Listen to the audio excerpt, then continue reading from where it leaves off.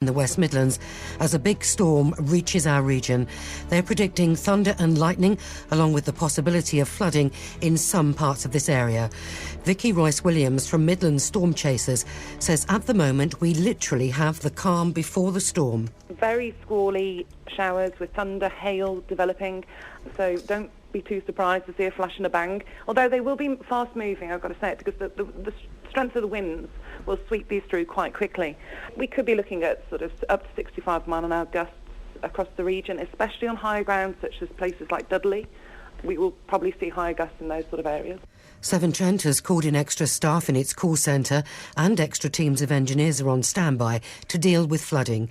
Sarah Jane O'Kane from Severn Trent says they have called in extra staff to try to cope. We're looking at places where we know there might be rivers overflowing, or where we know some of the sewers back up, where rivers or streams will flow into the sewer, or where we know we get a lot of rainwater collecting and that will overflow into the sewers.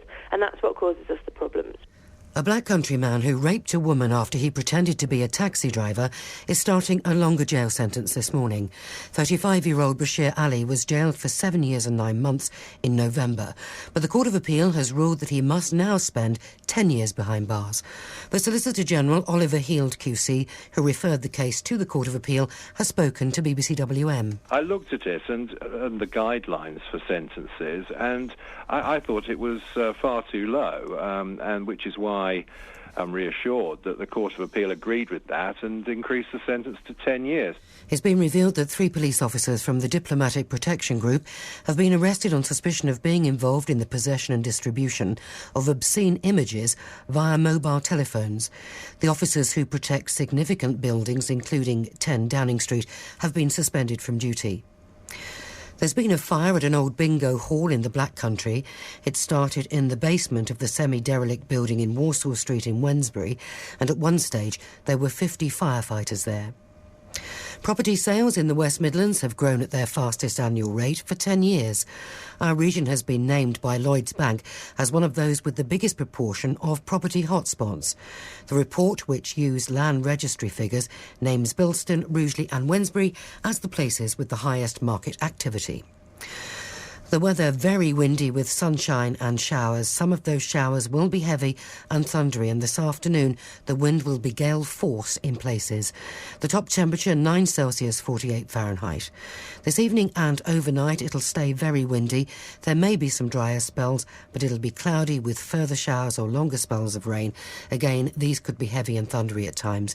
The temperatures should remain a few degrees above freezing, falling no lower than 4 Celsius, 39 Fahrenheit. BBC WM 95.6 News. There's more online at bbc.co.uk/WM. The voice of Birmingham and the Black Country. They have kids and they want somebody else to keep them. Social services shouldn't exist. I know quite a few people that have had pay cuts in their wages just to hang on to their job. Iain Lee, Saturdays 9 till 12. BBC WM 95.6. Thank you very much for that, Nicole. Morning, this is Iain Lee, BBC WM 95.6. As always, lots to talk about. Coming up later on in the show, pink toys and princess outfits for girls. What do you think? Appropriate? Inappropriate? Is it something we should stop? We'll be speaking to one mum who thinks it sets young girls off to a bad start in life. More on that later on. Also, I stayed in a hotel last night. It was a bit whiffy. The reason it was so stinky, I was in a smoking room. A smoking room in a hotel. I haven't smoked for 10 years. It was wasted on me and it smelled blimmin' awful. But I didn't know you could still get smoking rooms in hotels. I thought they'd been long gone. But before that, is it okay to hunt some animals and not others? And of the pictures of Prince William boar hunting in Spain in the papers today, have they put you off the royals? Lots of ways to get in touch. This only works if you contact me, otherwise it's just a middle-aged man talking to himself, which is it's a sad thing to listen to, isn't it? You can email me, iain, iain.lee@bbc.co.uk. You can send me a text, 81333, Start your text WM, or the best way to do it, of course, is to give me a phone call. 03453 009956. Have your say. Across the West Midlands, call 03453 009956. BBC WM 95.6. So it's in the Mirror. I'm guessing it's in some of the other papers. The Daily Mirror, page 17. William picks up his 12 boar. BOAR. You see what they did? Wildlife supporting Prince goes on hunting trip on vast estate in Spain. Prince William has gone on a hunting trip to shoot wild boar and stag on an exclusive estate in southern Spain. It emerged last night. Wills, 31, is gunning for game on the sprawling property owned by the Duke of Westminster, Britain's third richest man and one of his godfathers. The Duke of Cambridge, a supporter of wildlife conservation charities, has been visiting the 37,000-acre Finca La Garganta estate in rural Cordoba near Seville. He's been there a few times. So, a royal hunting, I guess it's nothing that new, is it? We've seen it before. But then it goes on. Despite his enjoyment of blood sports and regular Christmas shoots at the royal family's Sandringham estate in Norfolk, William is a royal patron of wildlife charity the Tusk Trust. 6 months ago, he made an impassioned speech about the illegal hunting and trade in rhino horn. Asked in an interview what he thought of people who hunted rhino, he replied, "I think they are extremely ignorant. I think they are selfish. I think they are wrong, totally and utterly wrong. I think they are selfish. I think they are wrong." Now, he's speaking there specifically about rhino and elephants. Is it different for different animals? Do we feel differently about different... Are there some animals... it's OK to hunt the boar. It's OK. That's not selfish.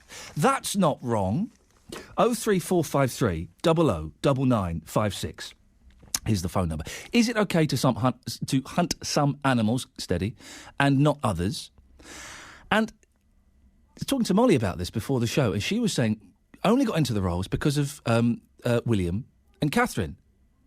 But now, because of these pictures of William, she's gone off the royals again. So, have these pictures, does this story turn you off of the royals? 03453 009956. Keen to get your thoughts on that this morning.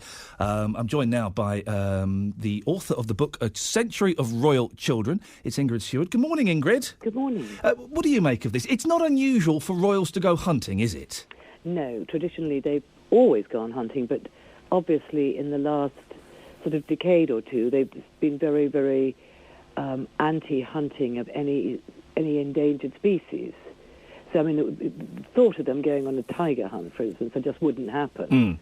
And of course, Prince Charles and Prince William are absolutely huge into environmental, God, I can't think of the word. Well, environmental causes and things yes, like that. But some people would see a discrepancy between their love of environmental causes and protection of some animals and going out hunting deer and boar. Yes, I think there always has been, because Prince Philip, president of the World Wildlife Fund, used to go on big game safaris in Kenya. So there's always been a bit of discrepancy there. But just to put it into perspective, I think that the hunting of boar and deer is possibly a way of culling these creatures, because they just become too many of them. And wild boar are very, very destructive.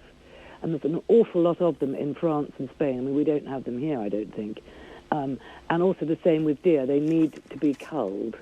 But, I mean, I'm not saying that's a reason that you can hunt and shoot them, but there is an environmental issue there. Do you think, I mean, the Royals have had a cracking couple of years, haven't they, really, with the Jubilee being associated with the Olympics, that they've the wedding, the royal wedding, the baby, they really seem to have turned a lot of people's opinions. Do you think things like this show that actually they're still quite out of touch with the majority of people? I think that possibly, yes. I think perhaps if Prince William had thought, is it really a good idea that I go on a boar hunt? It is the sort of thing that these grand families do. And Diana used to call William and Harry her killer whales. Did she? Because they love shooting. Yeah, they love shooting. Oh. They love shooting. I mean, a lot of people do. I mean, in France and Spain, everybody goes out and shoots. And in America, they shoot everything. Yeah, of course they do. Yes, the Americans famous for shooting things. It's a private estate. It's owned by his one of his godfathers, the Duke of Westminster. Should we be surprised that he's doing this? I mean, it is a sport, and I use that term very loosely, of the wealthy and the privileged, isn't it? I think it is, yes. I mean, I don't think normal people go boar hunting. Well, not in this country, anyway. I'm sure they do in Spain. Yes, it is. But I suspect it's all part of a big sort of ceremony, weekend, house party, and it's the sort of thing that the royal family get invited of. And maybe William didn't, maybe he should have just stopped and thought, this isn't such a good idea for me to be seen doing. Because Diana used to say to him, never be caught with a gun in your hand. I know you love shooting, boys, but never be photographed with a gun in your hand. Yeah, and there is a picture. There's an incredible picture in the Daily Mirror. They must have been using an incredibly long lens to have got this photo. But there is a picture of William wearing a rather heavy beard. It suits him quite well, actually, and carrying a shotgun. And it does just. It just looks a little bit old-fashioned. I thought that Prince William and Catherine, they were speaking for my generation. And maybe they're not. Well, maybe they're not. But I think, had Diana been around, which is a bit, ridiculous, but she would have really said to him, this is very silly of you, William, But of course, William doesn't expect to be photographed when he's on a private estate. But a lot of that estate, I think, does run along the road. Ingrid, I appreciate your time this morning. Thank you very much. Author of the book A Century of Royal Children, Ingrid Stewart. I'm keen to get your thoughts on this, dear listener. Am I being a little bit oversensitive? Prince William is gone to his godfather's 37,000 acre property in Spain. That would do, wouldn't it? Wouldn't it? He's gone there. And he's doing a little bit of hunting. He's shooting some boar, he's shooting some deer. It says here it's known to be one of William's favourite haunts. In January last year, he hunted there with Harry to celebrate the end of the younger prince's advanced helicopter training.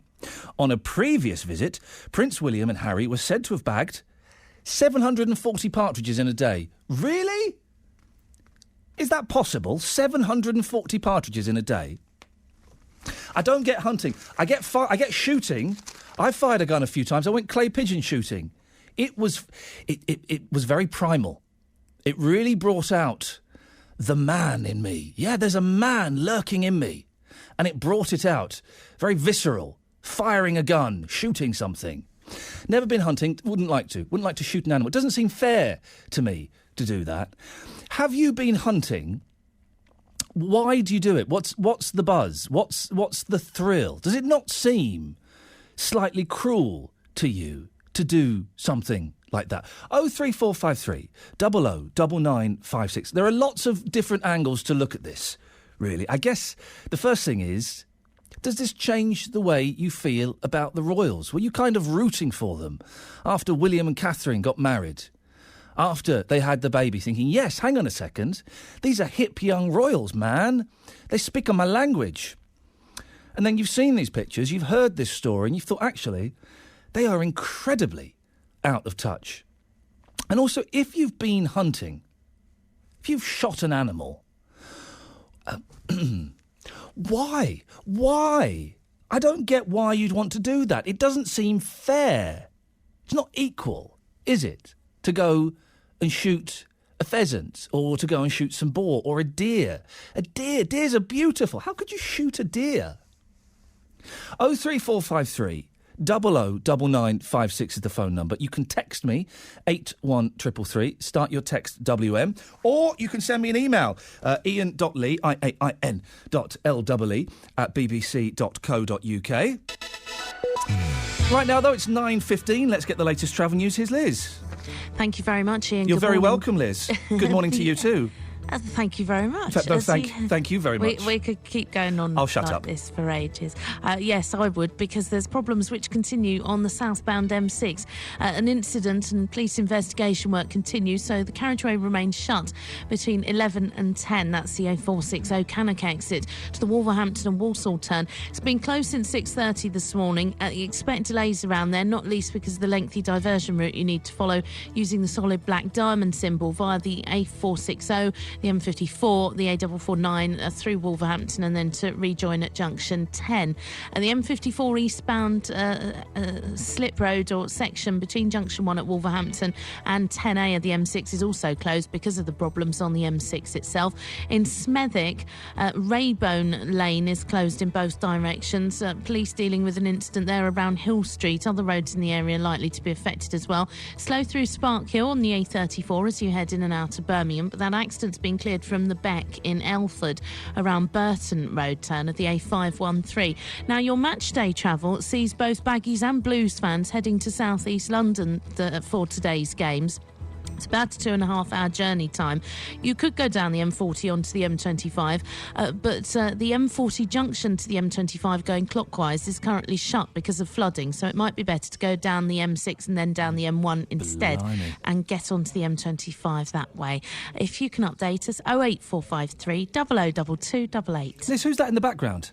Who's what in the background? I can hear someone talking in the background. Oh, that would be Dave the Rave. Tell Dave the Rave to button it. We're trying to hear your important travel bulletin. Well, you can hear mine. He's doing other important travel bulletins for some of our sister stations I don't trust those sister stations. Very busy at Travel Towers. Liz, thank you very much. The voice of Birmingham and the Black Country. So, let's be proud of Birmingham. We're Brummies. We make things. You should have a radio show of your own. Pete Morgan. Paul Franks. Is that because they're troublemakers? First of all, it was freezing, and a lot of people probably... So they wear a face mask because it's freezing? Luckily, I've got good neighbours. How are yours? My neighbours are very nice too, I'm happy to say. I wonder what they'd say about you. I hope they'd say the same thing. Danny Kelly. Adrian Goldberg. Very passionate call, legalised criminals. That's a bit strong, isn't it? Caroline Martin.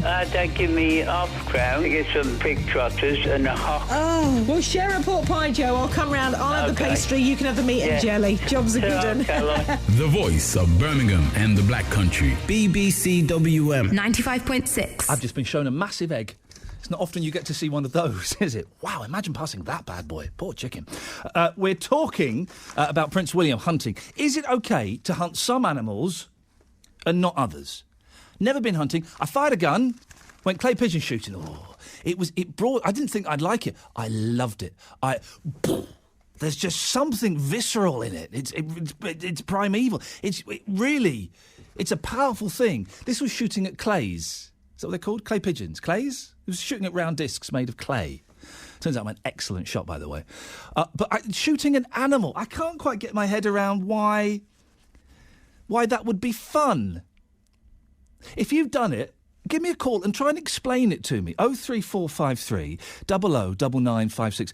And seeing these pictures, hearing this story about Prince William hunting boar, hunting deer, does that change your opinion of the royals at all? 03453 009956. Mo's in Tamworth. Morning, Mo. Good morning, Ian. Mo, what do you reckon? Does this change your opinion of Prince William? Yeah. Tell me why. Well, because, to actually shoot an animal, see it being shot, watching it fall, it was alive, it was probably having a good life, it was not harming anyone. It was living in Spain. Yeah, living in the wild. Yep. How do you then walk away and feel a normal human being? I don't get that. Now, this is the prince and heir to the throne. Why has he grown a beard to do this? Sorry? Why has he grown a beard? Is it a disguise? Well, quite often... Well, I don't know. That's an excellent question I wasn't expecting, Mo. Quite often, gentlemen, when they're on holiday, they grow beards. I do it sometimes. It's not a disguise. It's just, I don't need to shave for work. I don't need to look smart. I'll grow a little beard and see what it's like. So really? Yeah. So you're thinking that Prince William has grown a beard to disguise himself? Yeah. From the boar? No, from the cameras. Right, OK. And from maybe, anyone, really, anyone, because he's got one of the most recognisable faces in the world. Hasn't he just? Yeah. Now, anyone seeing him in Spain, this is before he goes into the forests and things, well, look at him, recognise him, immediately think, what's he doing here? That brings the press in. What's Prince William doing with a shotgun? He's doing it on his godfather's private estate. It doesn't matter where he's doing it, Ian. No, he's got a beard. No, it's not just that. I think you're diminishing this a little bit, and I feel quite serious about it. Well, no, I listen, Mo, I can't understand the attraction of shooting an animal. But coming from the other side, are we being a little bit oversensitive? The royals have always hunted animals. It's what they do. Why does that make it okay? Why is it they can get away with doing that? Anyone else, it would be an abhorrent thing. The reason why they do it is because it's in their blood to do it. They've been doing it for hundreds and hundreds of years. They wouldn't know how not to do it. But Prince William, I think that will come as a shock to a lot of people because he belongs to or heads a charity. That's the thing, isn't it? Protects. Is it elephants and what's the other animal? It's the Tusk Trust, which rhinos, I think they focus on, but I'd imagine they'd cover elephants as well. Well, I watched him in a marvellous documentary about 6 months ago, and he brought a lump to my throat with the consideration and care that he had with animals when him and his people go out and actually find animals who are still alive and they've had these tusks removed while they were still alive, and it's the most heartbreaking thing. Now, apparently, from what you just said, I think these wild boars are being shot because it's a type of cull. Well, Carl or not, I'm not quite sure. Mo, thank you very much. Yes, it's been brought to my attention that the picture of him with a beard, he does look good with the beard. That's him shooting in Sandringham. That's another shooting incident. So whether he has a beard in Spain or not, I cannot verify. We cannot give you the details on his facial hair status at the moment. Karina's in West Brom. Morning, Karina. Morning, Ian. Does this turn you off the Royals slightly? No. I mean, I did text through because my first thought was, OK, they go stag hunting in Scotland. We have to cull those stags because otherwise they'll literally take over and probably, eat themselves out of existence. Is it not possible that in Spain, this time of the year, that culling has to be done for the same reason? And if a young man who is brought up in the tradition that he is on holiday, he spent his childhood there, he's grown up with that, I don't see anything wrong with that. I mean, don't get me wrong, I do not agree with indiscriminate killing of animals whatsoever. But I think if you're going to have an area where wild animals, if you like, are allowed to prosper, they've got to be kept within certain numbers, otherwise there's no point to it. Is going around, if you're going to cull animals, is going around shooting them one by one, is that the best way to do it? I mean, we don't know if this is part of a cull. He's obviously doing it because he's enjoying it, isn't he? He's getting a buzz out of it. He's not going, hey, Godfather, we need to go and cull those animals. I don't want to do it, but I'll do it to help you out. He's enjoying it, isn't he? Does that make it different? I don't think it does. You said you enjoyed clay pigeon shooting. Yeah, I did. One of my sons loves paintballing. I know my best friend's boss, absolutely, who is a very quiet, reasonable woman. When she goes paintballing with her family, she's absolutely ferocious. It's always the quiet ones you've got to be wary of. It just gives you a buzz. Yes. And as long as it's policed, if you like, by whatever manner, and no, I don't think there's anything wrong with it. Nothing is getting hurt. Nothing is getting injured. When I shoot a clay pigeon, it's just some clay. When someone's getting paintballing, the worst that happens is a gentleman gets whacked in the gentleman's parts. That's the worst. No one's dying or being seriously injured, are they? No. And I do understand from the point of killing other animals. As I say, I am very, very much against things like badger baiting and everything else that goes on. Why? What's the difference? What's the difference? Because some people would argue we have to cull badgers. But, yes, I agree with you. There are a lot of people, there are a lot of farmers who are losing their livelihoods because of tuberculosis. But I personally am still not convinced that it's in direct relation to badgers. I think that there are other ways of dealing with that situation. Karina, could you do it? Could you do it? You're on this estate in Spain. The Duke of Westminster says, Karina, I need help culling my boar. Here's a gun. Could you do it? No, I couldn't. But just because I couldn't do it, I wouldn't want to do it, doesn't mean that... Don't think that in those... If it is culling, if it is to sustain an estate, to allow wild boar to exist in an area where they might not do, or certain species of deer to exist in an area where if they weren't, the numbers weren't kept down to preserve them as a species, I don't see what's wrong with that. Karina, I really appreciate your call. Thank you. I'm trying to get my head around this slightly. I don't quite know what my thoughts are. 03453 009956. Interesting what Karina was saying there. Yeah, it's okay to hunt some animals. It's not okay to hunt others. She wouldn't hunt badgers. Yet there are various farmers and various scientists and various government ministers who think, actually, it is okay to hunt badgers, to cull badgers. Remember the badger cull? That was a complete muff-up, wasn't it? 03453 009956. Mohammed's in Edgbaston. Morning, Mohammed. Good morning, Ian. What do you reckon? Well, I think straight away then people are getting it all wrong for a minute. Put them right, Mohammed. Well, think of it this way for a start off. The Royals have done it for years, centuries actually. But there's a difference between culling and what he was doing. What he was doing was sport. And it brought to mind, while I was listening to others, a film I wanted to watch called The Deer Hunter. And he's got the deer in his sights, and all he wants to do at one time, when the film started, was get that deer one shot, he kept saying, one shot. Now, all them people that go out shooting, do they kill it with one shot? And going back to the Royals, when they go grouse shooting, those grouse are bred for that, so that they can go out to kill the grouse. It does seem... There's a difference between just culling. If you've got to cull animals because of a certain reason, like disease or something like that, that's right. If you kill animals to eat, that's fine.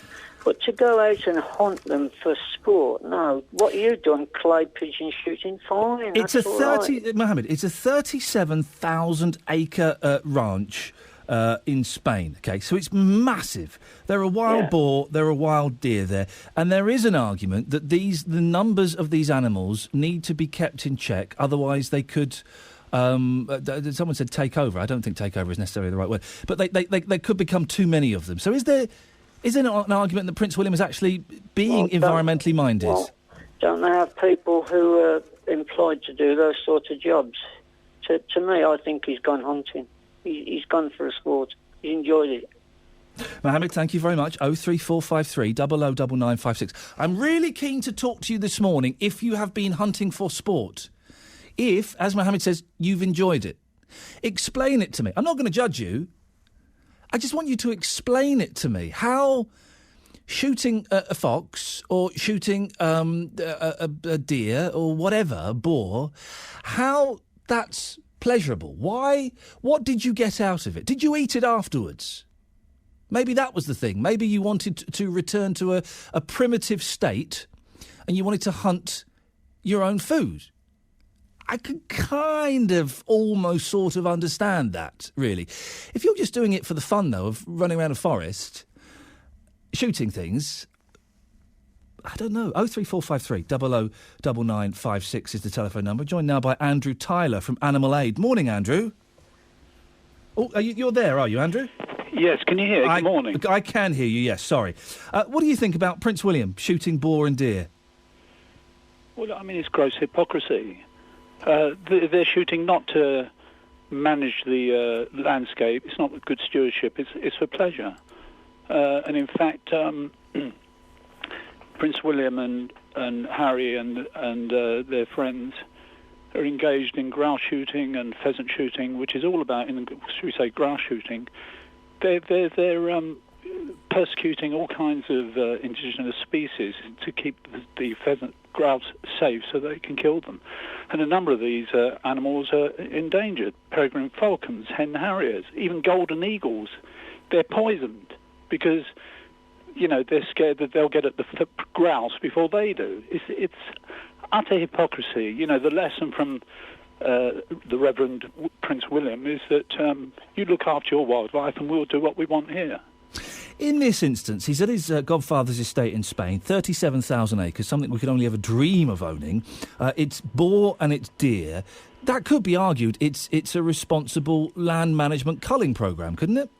Any animal that they want to shoot for pleasure is called vermin, or too many of them. It's a very easy trick and it's easy to con the public with. We want sport. We want to kill these animals. Boar hunting is good fun. There are too many of them. They're vermin. They do damage. Therefore, it's justified. And as I say, if you look at grouse shooting, extreme land management in Scotland, Northern England and other places, stripping the blanket bogs, burning them, which are vital, particularly as we enter this age of increased flooding. They absorb water. So they're stripping them to grow heather for the grouse so they can shoot them for pleasure. And meanwhile, they're persecuting all kinds of wildlife with snares and traps and poison.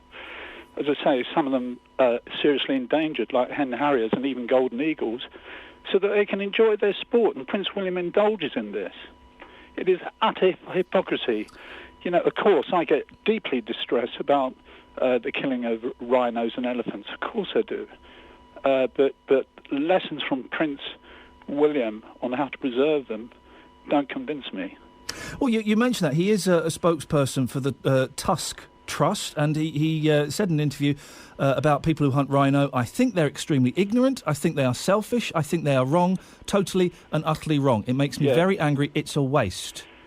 Yeah, that is correct. But he is extremely ignorant and selfish because he kills wildlife for pleasure. And he's part of a group that damages endangered species, kills endangered species. Andrew, let me put the argument forward that I know some of our listeners will have, and I'm hoping that some of them call in and share this today.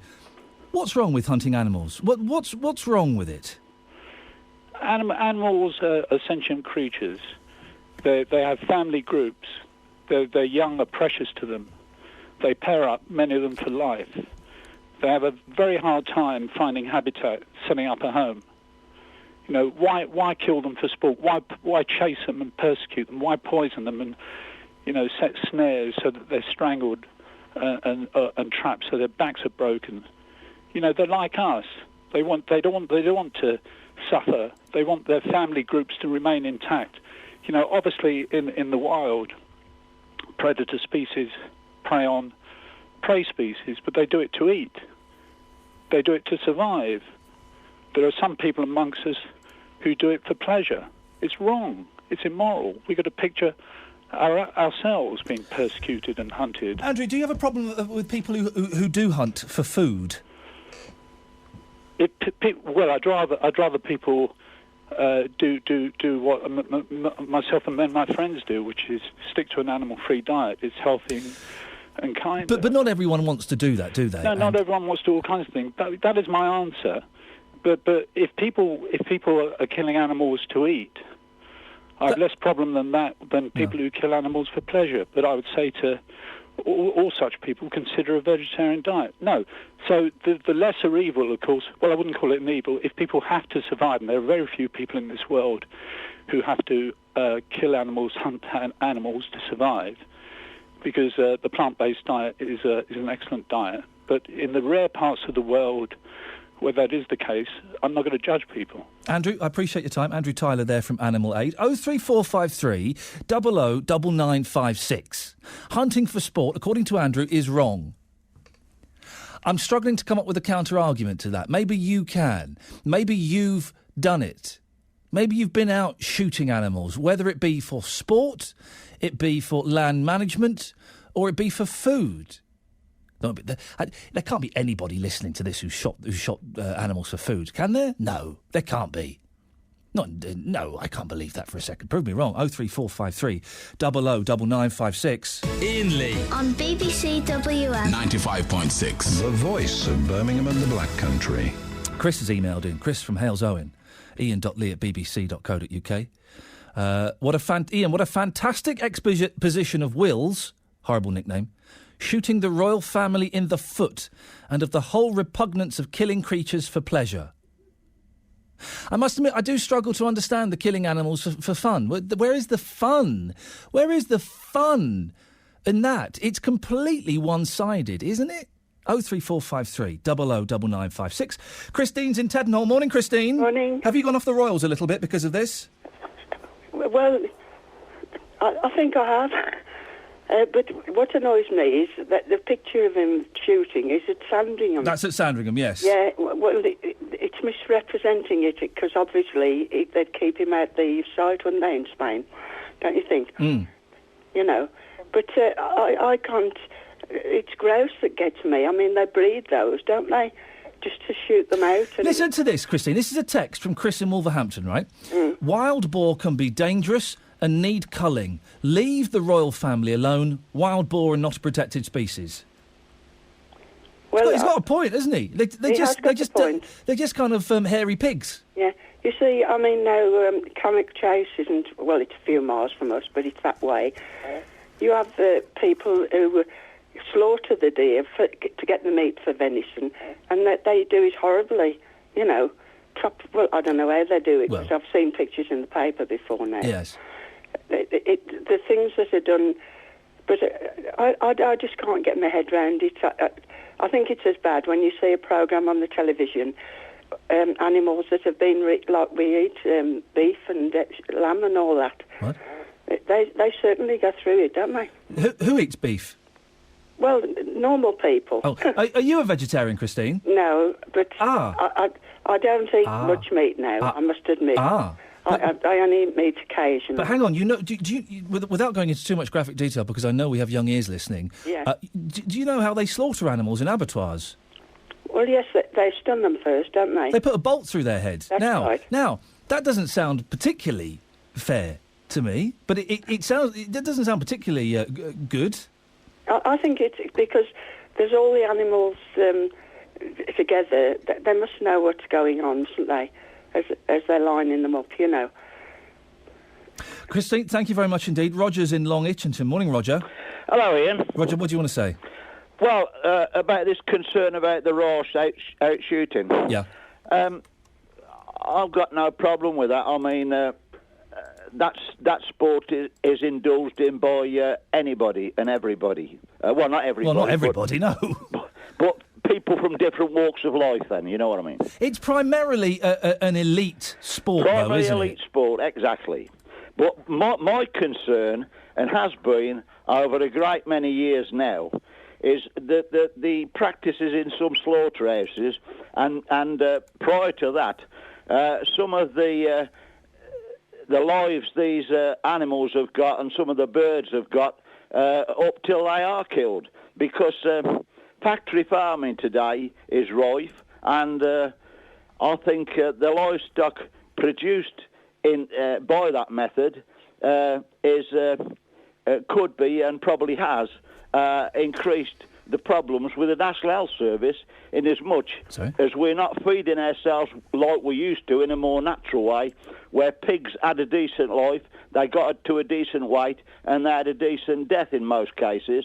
But today, it's all about profit and loss, and I'm afraid the livestock takes a very much a second priority. Hang on a second. You're saying intensive farming is the reason that there's a strain on the NHS? What I'm saying is the fact that I don't believe these... Well, the thing about it is, some of these milking herds now, they've got to have a chemist shop in the cow sheds to keep the animals on their feet in some cases. And when it comes to these battery birds and broiler birds, I wouldn't have one in my house for the simple reason I've been in livestock all my life, and I breed and I eat my own birds now occasionally when I've got one, and they have a decent death. I always believe the fact remains that my livestock has a good life and a good death. Well, what's your definition of a good death, Roger? A good death is like... quick snap of the neck. As painless as possible. It doesn't sound that good to me. A quick snap of the neck. But the thing about it is, it's you know what I mean. If you're looking after the livestock and you've got concern for your livestock, then you've got more thought. But going back to Prince William, Roger? Yeah. What's the problem with him? He's a multi-millionaire prince. He's one of the most famous people in the world. He's on his rich godfather's estate. He's shooting a few boar. In the great scheme of things, is it so bad? So long as the thing about it is, well, this is what I'm saying. Yeah. Those boars have had a decent life, a better life than if they was factory farms. They've run wild in Spain. Instantaneous death. They've run wild in Spain, Roger. Exactly. We'd all love to do that, wouldn't we? Wouldn't we just? Wouldn't we? Wouldn't our pigs love to be running wild instead of in factory farms? Roger, I appreciate your call. Thank you. These boar, right? They live on a 37,000-acre estate in Spain. Fantastic. Wonderful. You're just jealous of the boar. Yes, the price they have to pay is they get shot by a prince at the end. That's the price they have to pay. I'm starting to come round to Prince William's line of thinking on this. 03453 009956 941. Let's speak to Peter Edgbaston. Morning, Peter. Morning. These boar are living a charmed life, aren't they? I don't know much about boar. I nearly went shooting them in Russia once, but I didn't get there. But as far as shooting in Britain is concerned... Why did you not get there, Peter? What happened on the way to the shoot? No. It never came... I went. Okay, right. It was... the offer is still there. I could still go. Okay. But shooting in this country, I've done absolutely loads of it. And pigeons, I've shot thousands of them. Thousands of pigeons?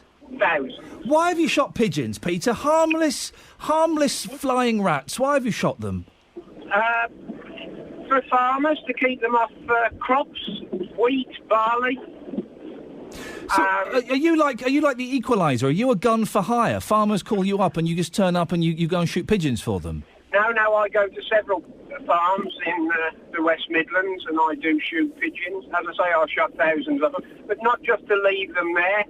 When I shot them, a lot of them years ago used to go to France, and I used to get 25 pence a piece for them, which used to pay for the ammunition. So, hang on, you'd shoot these pigeons, then go and put them in a black plastic bag and send them to France? No, I used to pick them up after a session of shooting. Put them in a jiffy bag? Used to decoy them, Yeah. Put them in plastic bags, put them in a freezer. Okay. And when I got 2 freezers full, a man would come, pick them up, put them in a refrigerated wagon, and they used to go to France. Okay. And he used to pay me 25 pence a piece. The French will eat anything over there, won't they? Yeah, but wood pigeon's very nice. So you've shot pigeon. Have you shot any other animals, Peter?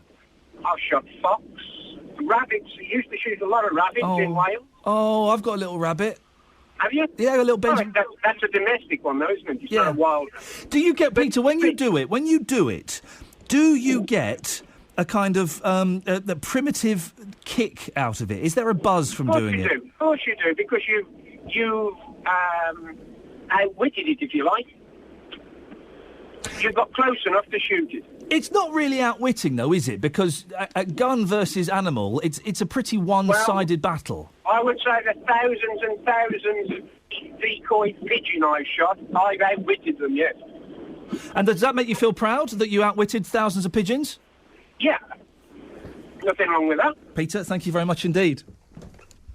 Peter there from Edgbaston. He is proud that he has outwitted thousands and thousands of pigeons. Good for him. Well, that's an interesting way of looking at it, isn't it? Pride. The satisfaction you have outwitted one of God's creatures. Thank you for that, Peter. 03453 009956. If you're a hunter, explain it to me. Explain that the thrill, the buzz, the kick you get from it. 03453 009956. 9:45 exactly.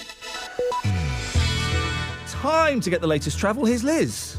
Thank you very much, Ian. As you head to the M6 going south, the carriageway remains shut. Police deal with an incident. They continue their investigations. The carriageway has been closed since 6:30 this morning between 11 and 10. The A460 Cannock exit to the A454 Wolverhampton and Walsall turning. The traffic is a little bit busy now, queuing approaching this closure. There is a diversion. You have to follow the solid black diamond symbol, which brings you off at junction 11 onto the A460, then onto the M54, off at junction 2 to the A449 towards Wolverhampton, and then to rejoin the M6 at junction 10. The eastbound side of the M54 is also shut between junction 1 and junction 10A of the M6 because of the closure on the M6 itself. As you head to Smethwick, Raybone Lane is closed both ways. Police on scene of an incident there at the junction with Soho Street, causing you a bit of congestion.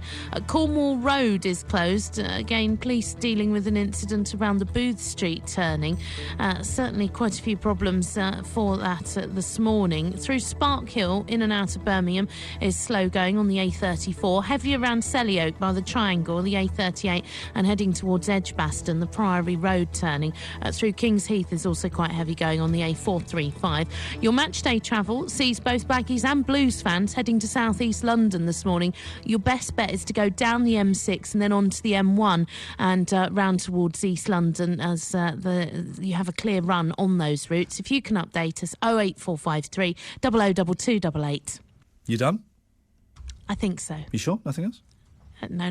That's Excellent it. stuff. Speak to you later. We've got to get the footballers to their matches. No, good. You know. No, it's Very important. I know I'm impressed, but with the amount of detail that you're giving them, it's very kind of you. Speak to you later on. See you later. Had you any idea that Benefit Street would generate this kind of impact? It's a very unfair representation of life on James Turner Street, and it's an unfair representation as well as people on benefits. Mornings with Adrian Goldberg. Do you think you're a good parent, Dee? I am a good parent. But Dee is a single mother, and she's trying her very best. Michelle, great to hear from you. You're bringing Dee to tears here in the studio. The West Midlands' biggest phone-in. Or having grown up on a council estate in Birmingham, I know people like you. You've got so much about you. Why aren't you working? I'm not saying I don't want a job. And that's not because I'm lazy. That's because I can't. Adrian Goldberg, 9 till 12. On BBC WM 95.6. It's always a thoroughly entertaining listen, so I thoroughly recommend that. Right, this morning it's Iain Lee, BBC WM 95.6. We're talking Prince William is in the papers. William picks up his 12 ball. He's been on a trip to Spain to his the Duke of Westminster, his godfather's 37,000-acre estate in Spain. He's been shooting boar and deer. Got a problem with it? 03453 009956. Well, Jim Barrington joins me. Jim is from the Countryside Alliance. Morning, Jim. Good morning, Adrian. It's Ian, don't worry. Adrian's Oh, Ian, sorry. No. Adrian's the professional guy on in the week. I'm the amateur that pops in at weekends. I'm guessing you don't have a problem with this. Well, coming from an animal welfare perspective, as I do, I don't like the idea of any animal being killed. The problem is, of course, that as far as wild animals are concerned, many do have to be killed. They have to be controlled, not only for their own sake, for the health of the population, the various populations, but also because of the interests of man. And, for example, deer, you mentioned deer. We kill in the UK something like 600,000 deer every year, healthy deer. And that is just to keep the population in check. If people don't like it, it's really incumbent upon them to come up with an alternative. As yet, no one's managed to do that. It's interesting you started, Jim, by saying you have animal welfare at heart, because there will be people listening who are hearing you talking about killing 600,000 deer a year. Not you personally, that would be exhausting. But and not being able to marry up the two, your claims of animal welfare, and yet talking about killing so many animals. Well, we do have some very strange ideas. I mean, the public view on animals is generally you don't cause them unnecessary suffering, but that you do use them, and many people eat them. I personally don't, but many people eat them, and yet they still say, look, I care about animal welfare. And that's in some cases contradictory, but in most cases that's human nature. We will use animals, but we don't want to see them caused unnecessary suffering. As far as the wild is concerned, people will go out and they will do things for sport. But if that's all part of a wildlife management umbrella, as it were, in other words, there is a reason for doing it. Maybe that you like going out and killing and enjoying the activity, but if there is a purpose to it, then that would fall under the wildlife management heading, and therefore is somewhat justified. It doesn't mean say you can do it any way you like. It means it should be done as humanely as possible. But the fact that sport is involved in wildlife management is not a problem. Well, I think when it becomes gratuitous. I'm glad you raised that point, because I think there will be some people listening who think that it is a problem, that getting a pleasure, an excitement, a thrill from shooting the deer, from shooting boar, whatever, it's demeaning. Well, I think you have to be very careful about what exactly is the pleasure. Some people will take pride in doing a job properly. I mean, if you let's talk about deer. If you've got someone who's miserable and you know is paid by the taxpayer for a start, because someone may not, you know, these people do it out of their and pay for it out of their own pocket.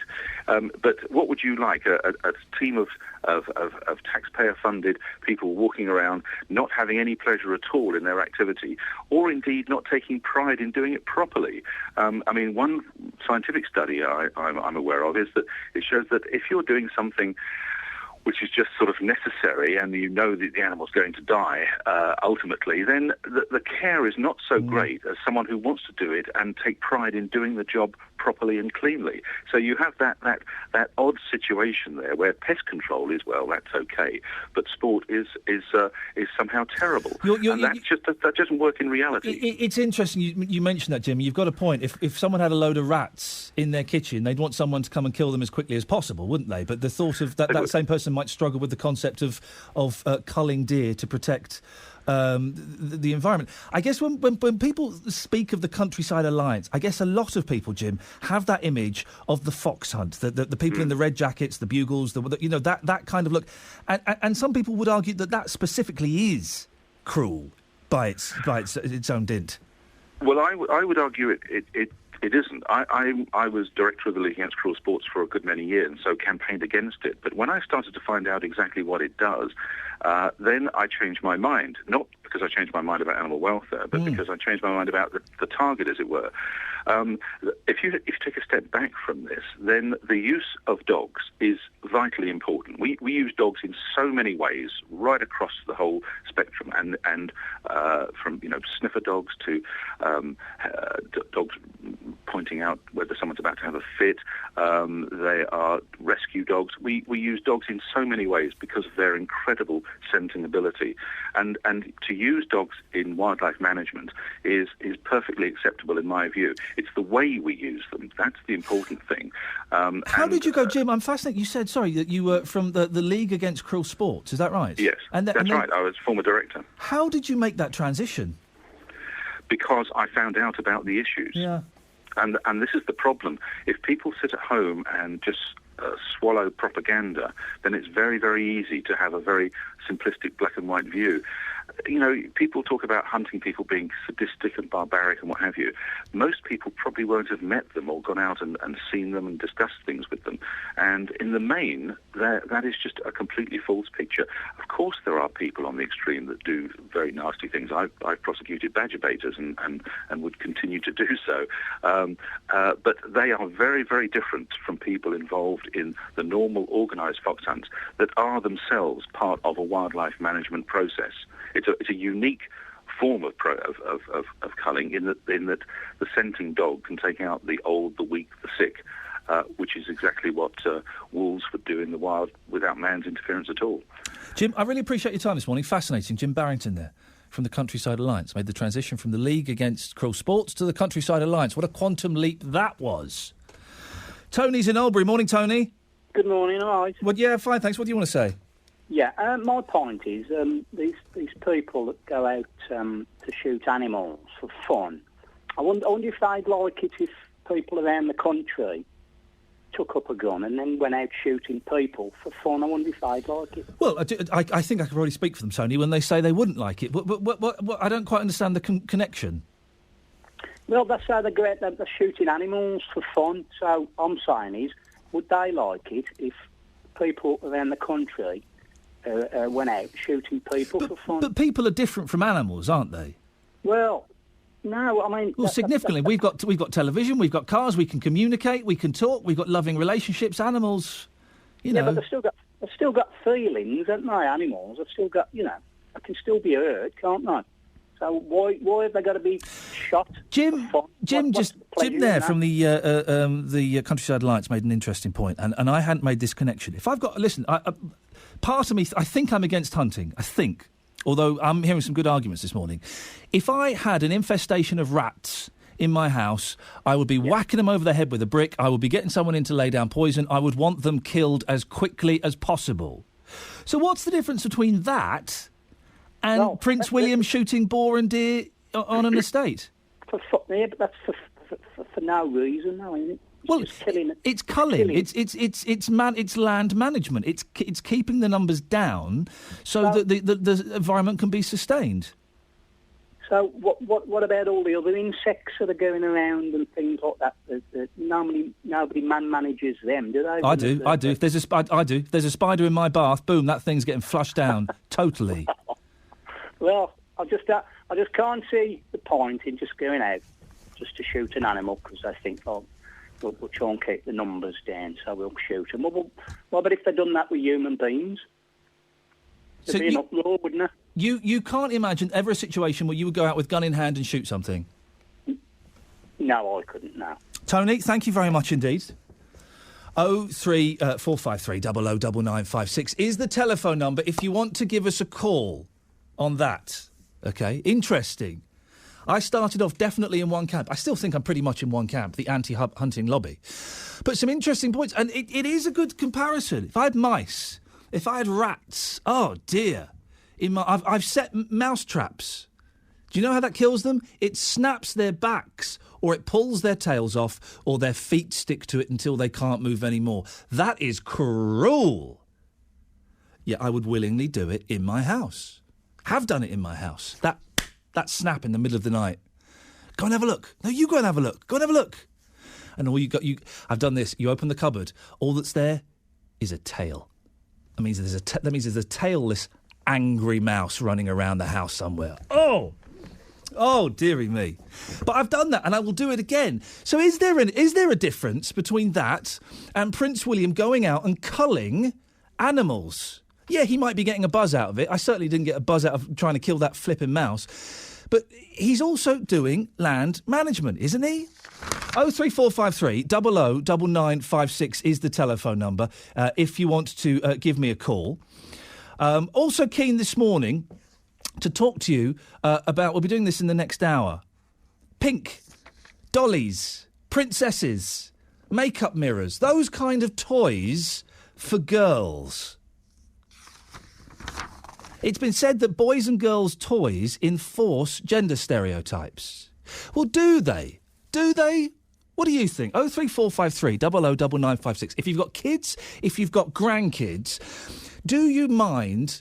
Do you think about the kind of toys you get them? Do you think, well, I'm not going to buy Barbies and Cindy's because that's a traditional, stereotypical gender role and that means little Susie's going to grow up thinking this about women?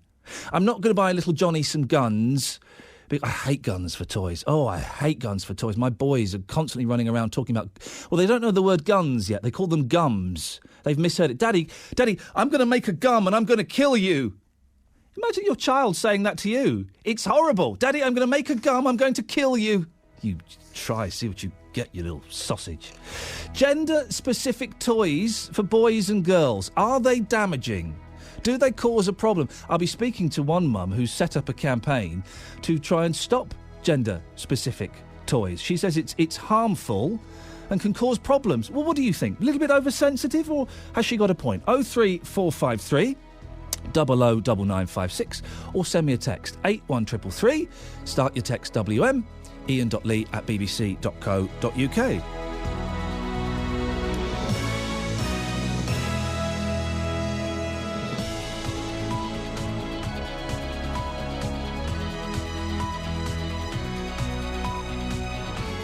The voice of Birmingham and the Black Country. BBC WM 95.6. It's bang on 10 o'clock. Let's get the latest news and sport now with Nicole Pullman. Another big storm is expected to hit the UK this afternoon, bringing heavy rain and gale-force winds to the West Midlands. A yellow warning has been issued by the Met Office, and Severn Trent has extra staff on duty to deal with flooding calls. It's the calm before the storm at the moment, but Mick Barton from the Highways Agency says rainwater on roads will be deceptively dangerous. If you hit a puddle at high speed, 70, 80 miles an hour, then that is going to knock your vehicle off kilter very, very quickly. So be wary on motorways, but in fact any roads that hitting water at high speed is going to knock you out. A Black Country man who raped a woman after he pretended to be a taxi driver is starting a longer jail sentence this morning. 35-year-old Bashir Ali was jailed for 7 years and 9 months in November, but the Court of Appeal has now ruled that he must spend 10 years behind bars. The Solicitor General, Oliver Heald QC, who referred the case to the Court of Appeal, has spoken to BBC WM. There were a lot of aggravating features in this case, the posing as a taxi driver, the deception of that, abuse of trust, and then going on. And, of course, at the end it was a rape which was unprotected, so it was a very callous offence. Bilston, Rugeley and Wednesbury has been named as the top property hotspots of the West Midlands. Sales in the West Midlands have grown at their fastest annual rate in 10 years, according to the latest research. Sport and the Albion head coach Pepe Mel says it's important he stays relaxed ahead of this afternoon's six-pointer at Crystal Palace. There'll be commentary here on BBC WM 95.6 with the build-up starting with Daz Hale's early kick-off. The Baggies are only above their opponents on goal difference, with both teams a single point outside the Premier League relegation zone. But Mel wants to stay calm in front of his players. Players the head coach is hungry is a problem. It's better. The good feeling is better in my head. It's only victory, only win a match. Even without the suspended Andy Carroll, Paul Lambert believes West Ham can be a handful for his team at Villa Park today. Birmingham City have Paul Robson available after suspension for the trip to Charlton. That's provided the match survives any rain on a difficult surface. Also take on MK Dons at the Banksy Stadium, looking to extend their unbeaten run to 8 games. And Wolves were saved a wasted trip to Stevenage when their game at the Lamex Stadium was postponed yesterday lunchtime. The pitch and some of the gangways are waterlogged, making play impossible, but a new date for the fixture has yet to be confirmed. And a look at that weather, very windy with sunshine and showers at the moment. Some of the showers will be heavy and thundery this afternoon, and the wind could be gale force in places. The top temperature 9 Celsius, 48 Fahrenheit. This evening and overnight will stay very windy. There may be some drier spells, but it'll be mostly cloudy with further showers or longer spells of rain. Again, these could be heavy and thundery at times. The temperatures should remain a few degrees above freezing. BBC WM 95.6 News. There's more online at bbc.co.uk/WM. The Voice. The Voice. The Voice. The Voice of Birmingham and the Black Country. They have kids and they want somebody else to keep them. Social services shouldn't exist. I know quite a few people that have had pay cuts in their wages just to hang on to their job. Iain Lee, Saturdays 9 till 12. BBC WM 95.6. Morning, this is Iain Lee, BBC WM 95.6. Still taking your calls on hunting, whether it's acceptable, what your thoughts are on that. Remind me, before the end of the show, I want to talk about the hotel I stayed in the week. They had a smoking floor. I was put in a smoking room. I didn't think you could smoke in hotels anymore. We'll talk about that in a bit. But coming up in the next hour of the show, pink toys for girls, blue toys for boys, gender-specific toys. What are your thoughts? 03453 009956. Have your say. Across the West Midlands, call 03453 009956. BBC WM 95.6. It's an interesting one. I've got two boys, 4 and 2, so this kind of hits home. Toy retailers are under pressure to end their aggressive gender segregation, with pink toys criticised in Parliament for stifling girls' ambition. Well, the Consumer Affairs Minister, Jenny Willett, says boys and girls only toys enforce gender stereotypes. The issue is that there's, over the last few decades, there's been increasing sort of segregation of toys for girls and boys. And often it really restricts what children are playing with at a very early age, which means that they don't necessarily identify what they're interested in, their skills, things like that. And that has lifelong implications. So, for example, the number of girls studying physics A-level and further maths A-level and things like that, it's way tiny proportion of the number of boys studying those subjects. And so for sort of the bigger economy, we have real problems with skills shortages in areas like engineering and technology and maths and science, and a lot of us, because girls aren't going into those subjects. But it also has implications for the girls themselves, because the areas that boys are more likely to go into are often the ones that are more financially lucrative. Well, this week, the Labour leader, Ed Miliband, taunted David Cameron over the number of Tory women MPs and their absence from the government front bench at Prime Minister's questions. Well, are you worried that pink toys are holding your daughter back? Earlier on, just before the show, I spoke to Emma from the campaign group Pink Stinks and also to Roland Earl from the British Toy and Hobby Association, which manufactures and distributes toys. Well, Pink Stinks is a campaign which my sister and I started about 6 years ago and came about as a result of both of us having our second children. So I've got 2 girls and she's got 2 boys. We're twins, actually. And we started noticing the kinds of very stark differences between what I was being given for my daughters and she was being given for her sons, and some of the kind of very stereotyped and, I don't know, worrying sort of trends that there seem to be, particularly around what girls get given, and the way that girls are encouraged from a very, very young age to worry about what they look like and to be pretty and a princess and all of this kind of stuff. And so we started a campaign just as a way of kind of challenging that, really, and it's gone from strength to strength. I was with you when you were talking about young girls being encouraged to be pretty, but then you mentioned princesses. Don't little girls enjoy dressing up as princesses? Well, some of them do, and that's absolutely fine. But the problem is that it seems to be ubiquitous across, all kinds of different toys and games and so on. So there is this assumption that every single little girl wants to be nothing more than a princess. And actually what we're about is saying that there's more than one way to be a girl, and that girls want to be all kinds of different things, and they should be encouraged to be all kinds of different things, not just a pretty little princess. Roland, you obviously you're with the British Toy and Hobby Association. What do you think to what's being said there?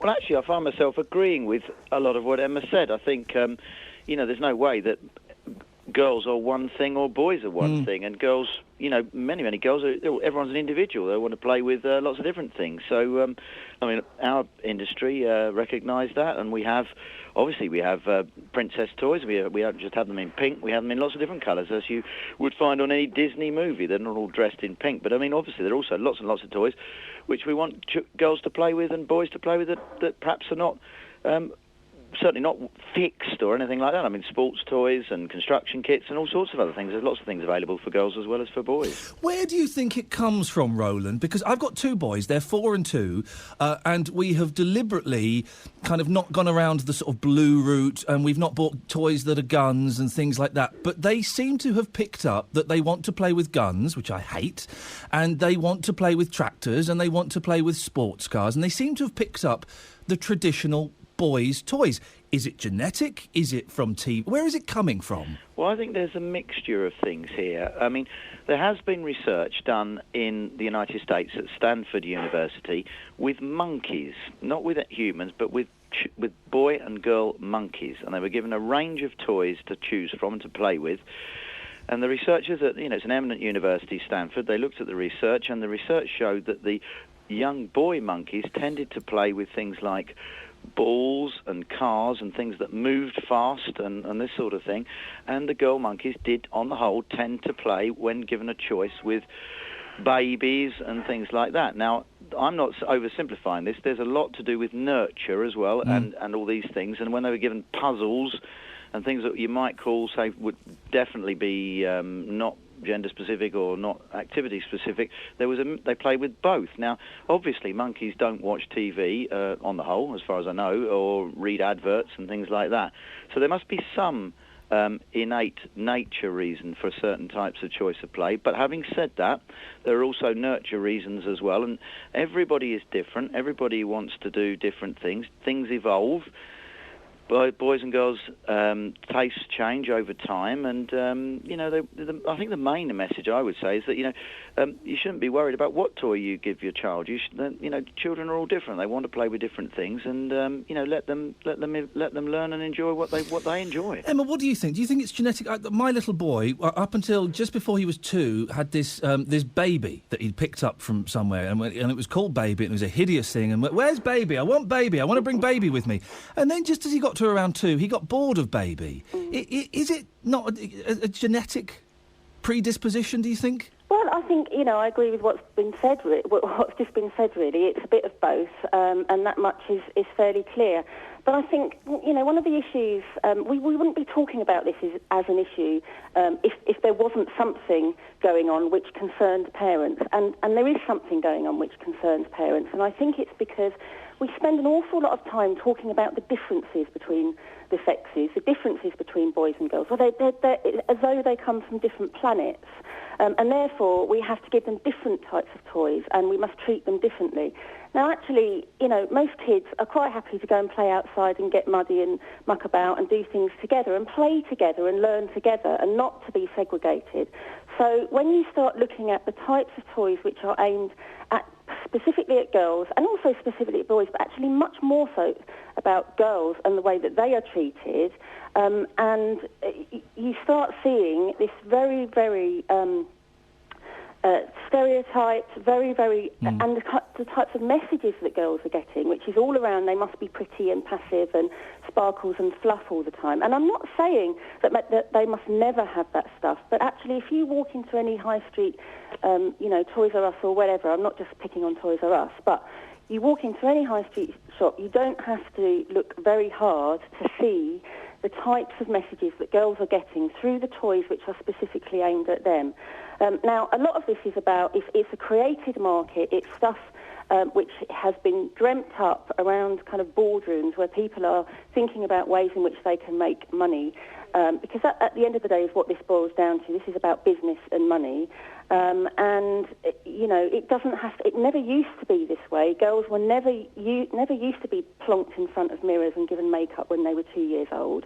But those kind of toys are the toys which are prevalent across much of the high street. And we think that the messages that girls are getting from that are very damaging when you're thinking about 2 and 3 year olds. She does have a point, doesn't she, Roland? If you do go into some of the bigger toy shops, and I know there was one high street store that recently got in trouble for having pink toys for girls and blue toys for boys. But if you do go into some of the bigger toy stores, Roland, the girls' toys do kind of follow a traditional... Not all of them, a percentage of the girls' toys follow a traditional stay-at-home, be pretty, slightly submissive kind of role, don't they, Roland? I wouldn't agree with that, but I take your point. I take both of your point. I would say that toys is a massive market in terms of size and choice of toys. I mean, there are over 300 million toys sold in the UK each year. And there is a range of toys, right from something like marbles and frisbees, right through to collectible dolls, train sets, quite complicated electronic toys. And it's a big range. It's not like something where you could say children's clothing, which is, relatively simple. But it is a fashion business, and things change quite rapidly. There's a lot of innovation each year. Manufacturers make toys of all shapes and sizes, functions, play patterns, and the way in which they're displayed in retail, and I don't represent retailers, will depend on the particular retailer and how they see their own target market. And obviously they want to make their shop attractive, they want to sell their toys, and they display them in the way that they choose. I do take your point. There has been a change over the last year away from displaying girls' toys in one area and boys' toys in another area. Many retailers have altered that and are displaying a little bit more by the function of the toy. So, for example, by sports toys in one area or by construction toys in another area. So I do see the point. I would also add, though, that I think there's a difference between what children wear and what they play with. I think, that certainly... there's some good points that have been made. I mean, there's no doubt that, a considerable number of parents don't want their children gender stereotyped. Quite rightly, I don't either. And but I'm not sure toys comes top of the list in terms of, being the evil thing at heart here. I mean, you've got to look at things like celebrity culture. Yep. You've got to look at things like what's on TV, what they copy from films. You've got to look at things like clothing lines, music videos is another one. I think if you ask parents, and I know Emma has, and I have as well, that those things are, more of an influence than the simple toy. Emma, finally, do you think it's going... Excellent point you make there, Roland, about pop videos and things like that and celebrities. But Emma, going back to toys, do you think that the toys that girls are predominantly playing with are potentially holding them back later on in life? That's a very broad statement, and it's difficult to just answer a simple yes or no to that. It may be that some girls are being held back, and I think that if there are some girls that are affected in that way, then that's some girls too many. So yes, I think it's really, really important that in toys, and you're absolutely right. This is not just about toys, but toys are a part of this, and a significant part. Right, it's where are we now? 10:16. Let's get the latest travel news with Liz. Thank you very much, Ian. The M6 going south remains closed. It's causing queues now because of this closure between 11 and 10. The A460 to the Wolverhampton and Walsall turning. There is a diversion for you to follow using the solid back diamond symbol via the A460, M54, A449 and then rejoin at junction 10. But obviously there's queues on that as well. The eastbound side of the M54 is also still closed in connection with the closure on the M6 from junction 1 to 10A of the M6. In Smethwick, Raybone Lane is still closed. Police dealing with an incident at Soho Street. That's also affecting Cornwall Road as its junction with Soho Street. New match day travel sees both Baggies and Blues fans heading to East London this afternoon. 2.5 hour journey time. If you go down the M6 and the M1 and then onto the North Circular Road round to East London, you should have a clear run. If you can update us, 08453 0022 88. Liz, thank you very much. Pete Morgan at breakfast. Dudley has the highest number of people who are overweight or obese. Now, we all know that we shouldn't be eating fat. We all know that we shouldn't be eating sugar. It's just not that simple, is it? So I thought, how much unhealthy food can Steve Herman eat in Dudley in 3 hours? Morning, Steve. We did warn at the start, please do not try this at home. No. This is not healthy. I've had a double sausage muffin, a hash brown, a bacon sandwich, double egg on toast, a donut, a croissant, a latte. Pete Morgan at breakfast. So you were 15 stone 9? I am 16 stone exactly. On BBC WM 95.6. Morning, this is Iain Lee, BBC. Was that Pete trying to kill somebody there? It sounded like they were actually trying to kill somebody live on The Breakfast Show. Wow. That Pete Morgan will do anything, won't he, to get listeners? Fantastic. 03453 009956. I like Pete. We've exchanged a few emails. I'm trying to cultivate him into one of my friends. Not there yet, but I'd like him to be one of my friends. He's retweeted me this morning. Yeah, that's right. 03453 009956. Just before the travel, you heard Emma Moore from the campaign group Pink Stinks, and also Roland Earl from the British Toy and Hobby Association. It's over to you now, dear listener. What do you think? Gender-specific toys for girls. Pink toys for girls, blue toys for boys. Dollies and princesses for girls, guns and tanks for boys. What do you think? Is it harming? Is it harmful? Is it more harmful to girls? It was my boy's 4th and 2nd birthday party 3 weeks ago, something like that. Superheroes was the theme. All the boys came as we had lots of Spider-Men. I think we had 2 Batmen, quite a few Supermen and a Darth Vader. I know. All of the girls came as princesses or fairies. They all came as princesses or fairies. Now, where does that come from? Does that come from the mums? Does that come from the TV? Does that come from the girls wanting to dress as princesses and fairies? And is that a bad thing? if they do decide to dress as princesses and fairies. 03453 009956. Cliff's in Tipton. Morning, Cliff. Good morning to you, Ian. Nice to hear you. No, thank you very much, boss. What do you reckon about this? Well, when I was a kid, I was given things like Meccano, train sets, garages and that sort of thing. But some of the girls that I went to school with are given all nice frilly things and dolls and that sort of thing. And some of them grew up as tomboys. They were into engineering and into electronics. And I've got a niece who loves model railways. Yeah. But I think it's up to the child. When they get to a certain age, you shouldn't keep enforcing things onto them. You shouldn't say, oh, wouldn't you rather have this, darling, than that?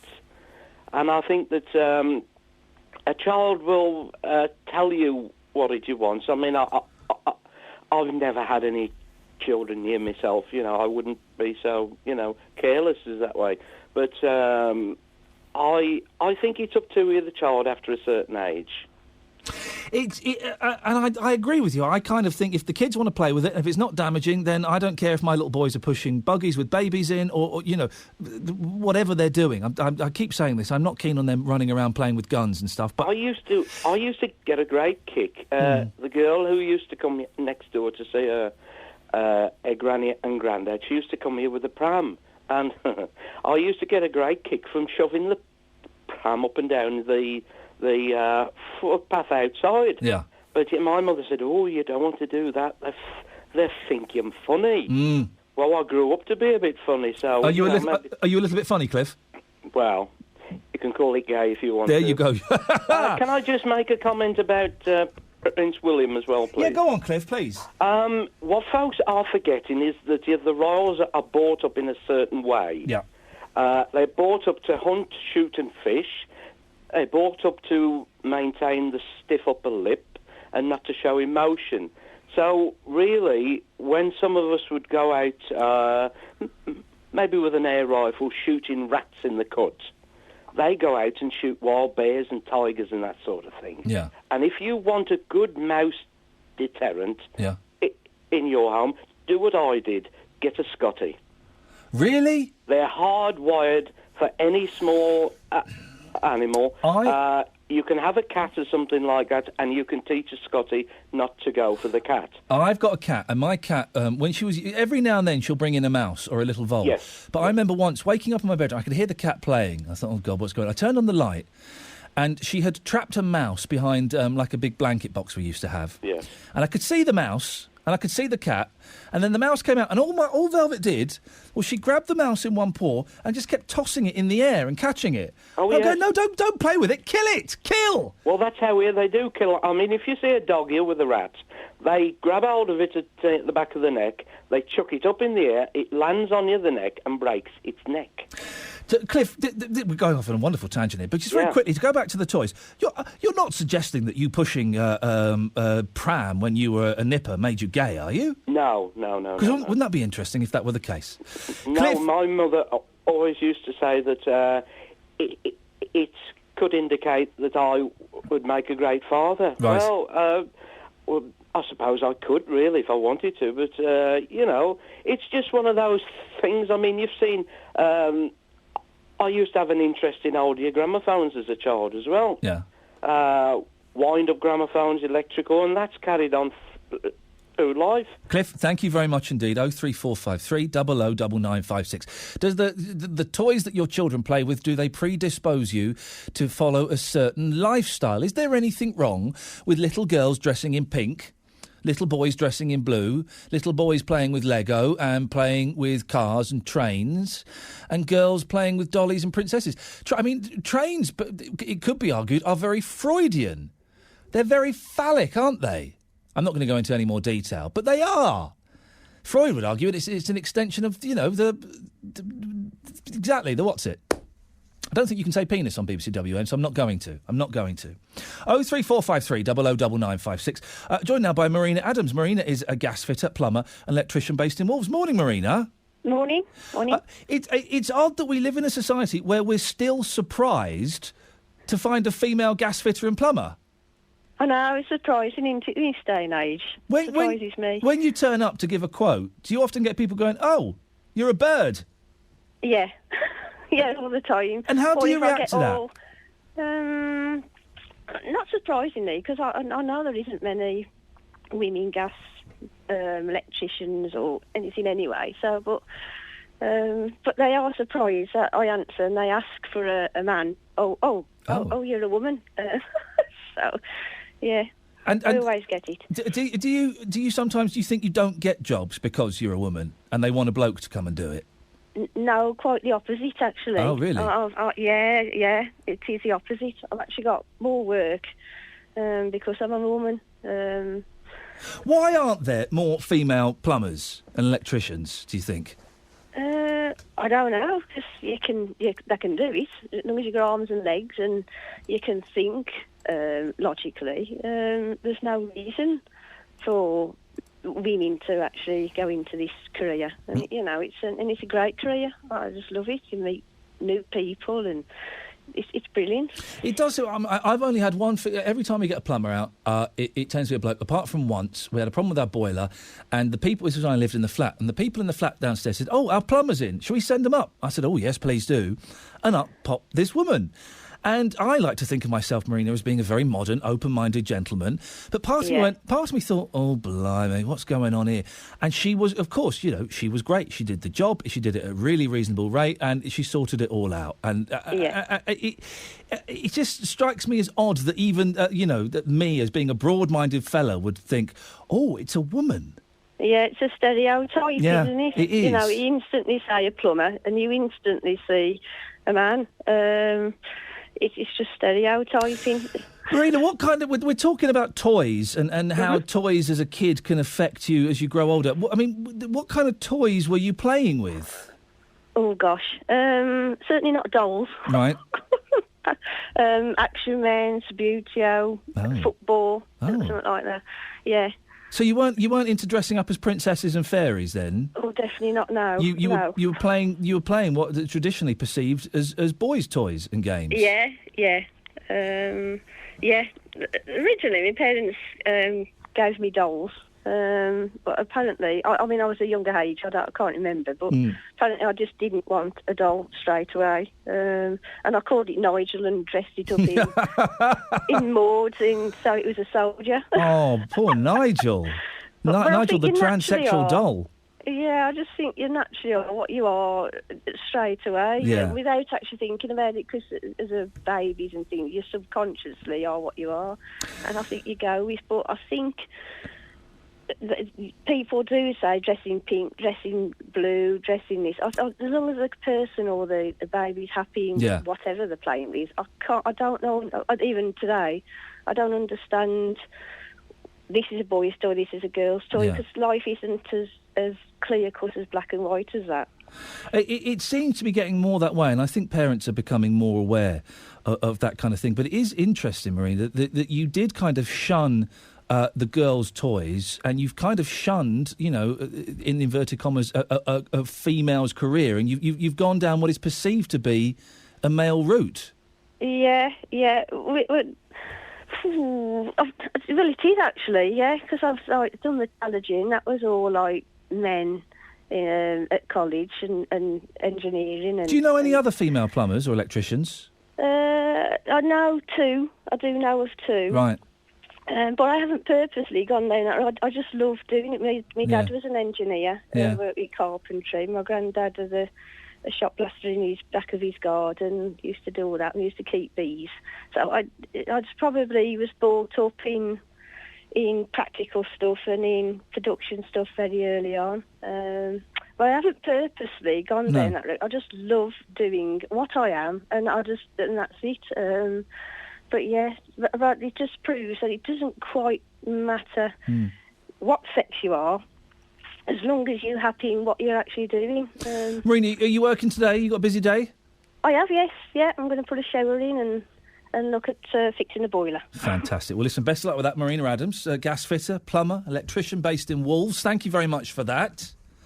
I've only ever been ripped off by male plumbers. Oh, I got ripped off by a plumber terribly once. Oh, I was moving into a new house and we were getting damp proofing put into the downstairs bathroom. Bizarrely, it was a downstairs toilet. Bizarrely, there was a tiny bath in there, right? And the guy turned up and he said, well, I can't do this. You've got to move that bath. You've got to move that toilet. Oh, so I called a plumber. The plumber came round, 300 quid to take the bath out and take the toilet out. 300 quid. He said it'd be 250 on the phone. He charged me 300. I said, OK, well, can I get you to come back and put the toilet back in? How much would that be? That'd be 150 quid. I went nuts. I told him he was a thief. I wrote him a cheque and told him to get out of my house. Never come back. It was a bloke. 03453 009956. It's over to you. Are you concerned? I guess this is the parents and grandparents, although you can tell me if you were a kid, I'm sure you were once, yeah, and you played with toys. Are you aware, are you concerned about the kind of toys that your kids play with? Do you deliberately not buy them the gender-specific things? Girls like dressing as princesses, though, don't they? Don't they? If you've got a little daughter, a little granddaughter, they love dressing up as princesses. It's what they do. But where does that come from? Does that come from them? Or does that come from the parents? Does that come from the grandparents trying to make them all pretty, trying to make them look all nice? 03453 009956. Does it worry you with your little boys running around? I hate my boys running around pretending they've got guns. And yet, it's exactly what I did. It's exactly what I used to do when I was a boy. Run around with a gun, shooting things, making lots of gun noises. It's a tough one, isn't it? And as a parent, we want to be open and kind and loving and wonderful and doing the best thing for our kids. But if a little girl wants to dress up as a princess and play with dollies, then who are we to stop them? 03453 009956. You can send me an email, iain.lee@bbc.co.uk, or you can send me a text, 81333. Start your text WM. This is the voice of Birmingham and the Black Country. BBC WM 95.6. Baggies, Villa, Wolves, Blues, Tamworth, Walsall football news. Starting lineup here inside the Hawthorns. Yeah, make of this what you will. There's 8 changes. Signing, sackings, Gossip, rumour, and exclusive interviews. purely because of the money. Not just the money, there's survival in the league. Live matches from the ground. At Villa Park, Rob Gurney. Nicholas Hellenius has scored. Commentaries with perfect sound. Siggins will turn it home. Blues with their first goal. Every goal and every save. On FM, not just medium wave. The Voice. The Voice. The voice of Birmingham and the Black Country. BBC WM 95.6. Right.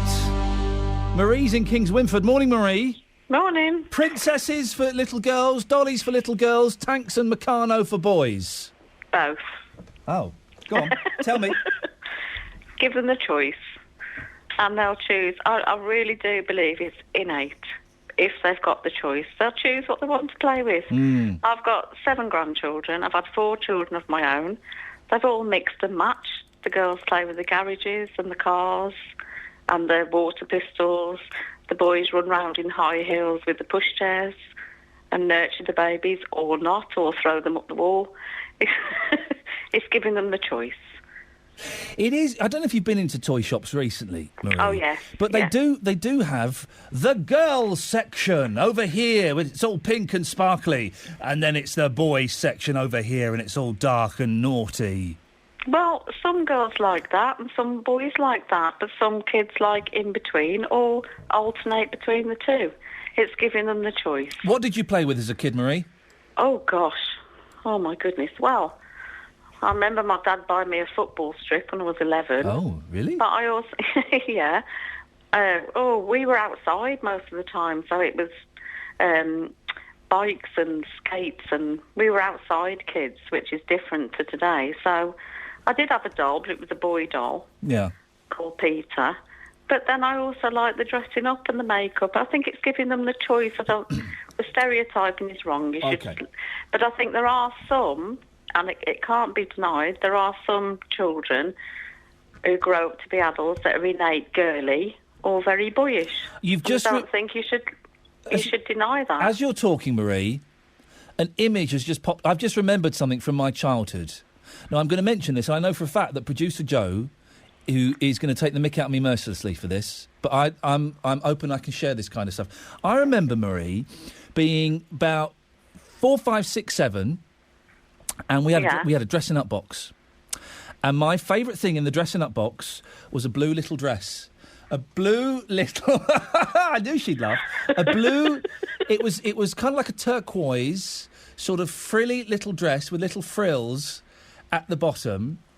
And I used to love wearing that. I'm now a happily married gentleman with 2 children. But I used to love wearing that. You've just proved my point, because I had 3 boys and they all love to dress up. Yeah. And wear makeup. There's nothing wrong with it. But my daughter, who was a girly girl, her first fancy dress party that she went to, given a choice, she went as a dart player. Not a princess, with a big beer belly, darts and a hair slicked back. That was her choice. Oh, how old was she, Marie? 7. Oh, and she decided that herself? Yeah, that's what she picked for herself. And all her friends went as princesses, but she's the most girly girl now. She at went 29. at 7. She went as a dart player with a beer belly and slick back hair. Yeah, that is genius. Marie, can I ask you a question? Just going off on a tangent. Are you a smoker? Yes. Where can you smoke these days, Marie? Outside my back door, which I've just been. Yeah. In my car on my own when I haven't got anybody else with me.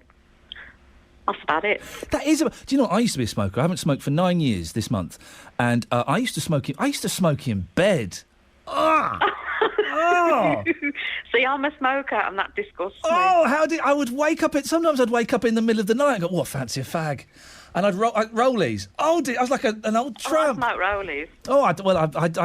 I miss doing that with my fingers. But I would smoke rollies in bed. Disgusting. Anyway, the reason I mention it, Marie, I stayed in a hotel this week.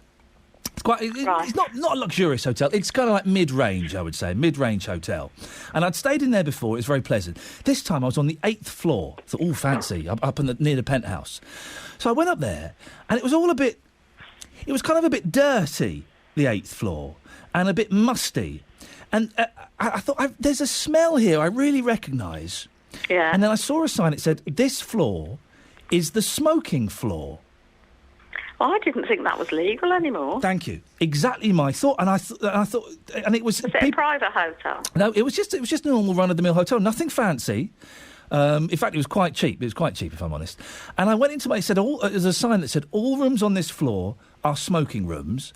And I went into my room and it stank. The thing is, I was so tired, I just crashed out. But the pillow stank. There was an ashtray in the room. And I thought, Marie, like you, that you couldn't... I thought it was illegal. I thought it was illegal to smoke in public buildings. Well, funny you should say that, because I stayed in a hotel in Taunton in Somerset with my sister a couple of years ago. It was a bit ramshackle, run down. Yeah. And like you said, as soon as you open the door to the room, which had a Yale lock on... So you can classy, yes, classy. Yeah, it was very classy. and the proprietor showing us round said, he said, you can smoke in here. He said, as long as you smoke in the bathroom. And he gave us a stick to open the window with. So they do exist. Marie, thank you very much indeed. I couldn't believe it.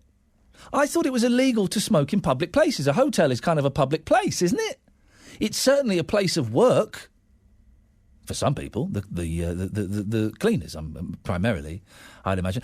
I remember years ago. Well, this must have been 12 years ago. Going to Seattle, in America, and getting to the room and sparking up a cigarette in the room, and the alarms went off instantly, and a team of people rushed up. Oh, I had to talk my way out of that one. But is this true? What we need is a smoker or a lawyer. Ideally, a smoking lawyer. Is it legal to smoke in certain hotels? Is that possible? I can't believe it is. I was so surprised to find out that there was a smoking floor, a whole small floor dedicated to smoking. And it kind of got me thinking, what other places are there where people can smoke that we don't know about? Because you can't smoke anywhere now.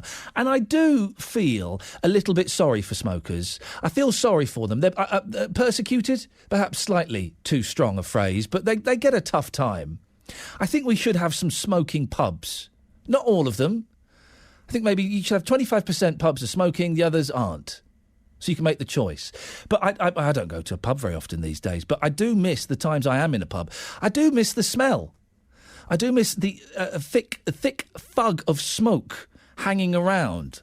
I miss coming out and stinking a bit of smoke. I know, I do.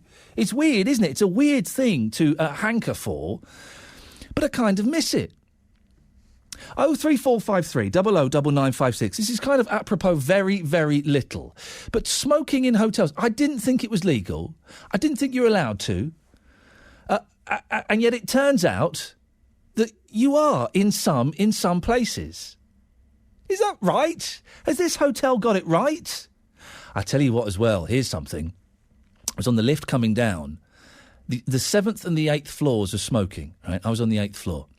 Got in the lift, and then the lift stopped. And I always hate it when I'm in a lift on my own and the lift stops. You think, someone's going to come in. And these two young lads came in, right? These two young fellas came in. And one of them had, what can I say? Had a very cheeky, fat cigarette behind his ear. It was a drug cigarette. Joint, spliff, whatever you want to call it. And he realised he had it behind his ear and he went, oh! And he covered it. And I said, listen, sir. And what did I call him? I said, listen, mate, you are a very, very naughty boy. And he laughed. I said, look, but you can't walk around displaying that kind of merchandise, for goodness sakes. You'd get yourself arrested. Didn't quite know what to do. I did tell him he was a very, very naughty boy. To some fellow with a joint behind his ear, you're a very, very naughty boy. 03453 009956. We can kind of go on a little smoking tangent if you want. Where can you smoke these days? And if you're a smoker, do you feel persecuted? I'll give you the name of this hotel. You can come and have a little look at it if you want. I was very surprised. Simon Clark is from Forest. Morning, Simon. Morning, Ian. I was in a hotel last night that people could smoke in. I didn't think that was legal. Oh, no. Under the Health Act, which brought in the smoking ban, hotels are allowed to accommodate smokers in smoking rooms, because a lot of hotels these days choose not to.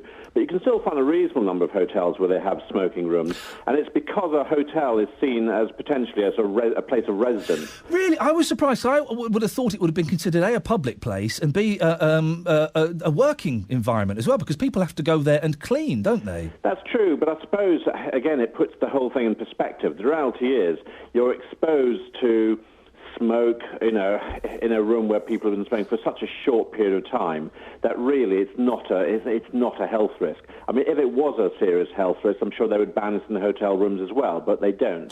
Are there many hotels, Simon, that you can smoke in? I was so. I mean, I'm not a smoker, I haven't been for a long time, but I was so shocked to walk out onto the 8th floor and see the signs and smell it. Yes. Well, I mean, we get a lot of calls from people saying, look, we're struggling to find a hotel where we can stay, where we can smoke. And I think what really gets up people's noses, if you excuse the pun, is when they make a booking with a hotel and the hotel subsequently changes their policy to get rid of all smoking rooms. So people arrive at the hotel expecting a smoking room, and they find one no longer exists. I think that's very irritating. But no, I mean, I travel around the country quite a lot, staying in hotels, and I'm often asked, do I want a smoking or non-smoking room? Funnily enough, I'm actually a non-smoker. Oh. And there's no doubt that sometimes, I'm given a smoking room, and yes, you can smell it.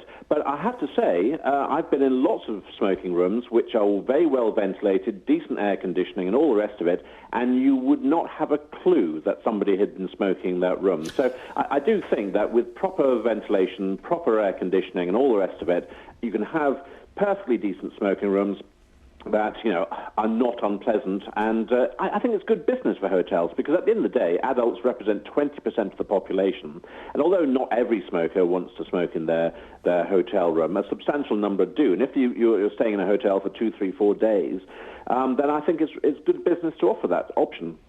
I tell you what, this hotel didn't have good air conditioning. It smelt rancid in there, Simon. Oh, yeah. The pillow stank. It was disgusting. No, I do understand that. I mean, I've been in 1 or 2 rooms like that, and really there's no excuse for that, I have to say, because with modern air filtration systems and modern air conditioning, there's no reason why a room should smell like that. So, yeah, I mean, if you're a non-smoker and you're put in a room like that, then, I do sympathise, because it's not very pleasant. But I say, I've been in plenty of smoking rooms where where you would not have a clue that somebody had been smoking. Very quickly, Simon, I was saying as well, I don't particularly go to pubs anymore either, but I do miss the smoky environment of a pub. And I think that maybe we should have 25% pubs are smoking and 75% pubs are not smoking. So you've got the choice. Because for me, growing up, the smoky pub atmosphere, I mean, it's not particularly healthy, but the smoky pub atmosphere was part of the enjoyment. Well, it's certainly, of course, what's happened is driven people outside. So you tend to get some pubs which are pretty empty inside, especially in summer, because everybody's gone outside to smoke and their non-smoking friends have gone outside there with them. Yes, I mean, we never, we don't object to the majority of public places being smoke-free. We understand that the majority are non-smokers. They don't want to be exposed to other people's tobacco smoke. We understand that. But we always argued, look, there is a place to have smoking and non-smoking pubs. I mean, the problem is, of course, that the non-smoking pubs don't want a smoking pub next door to them because they fear they will lose business, which I think says a lot about market forces and the fact that people will vote with their feet and go to the pub that allows smoking. What we're campaigning for at the moment, and we haven't given up, is the idea of separate smoking rooms, because that would keep the smoke away from the non-smokers but would allow somewhere where people can smoke in comfort rather than having to sort of stand outside in the wind and rain and all the rest of it. Simon, I appreciate your time this morning. Simon Clark from Forest, 03453 009956. This is Iain Lee, BBC WM 95.6.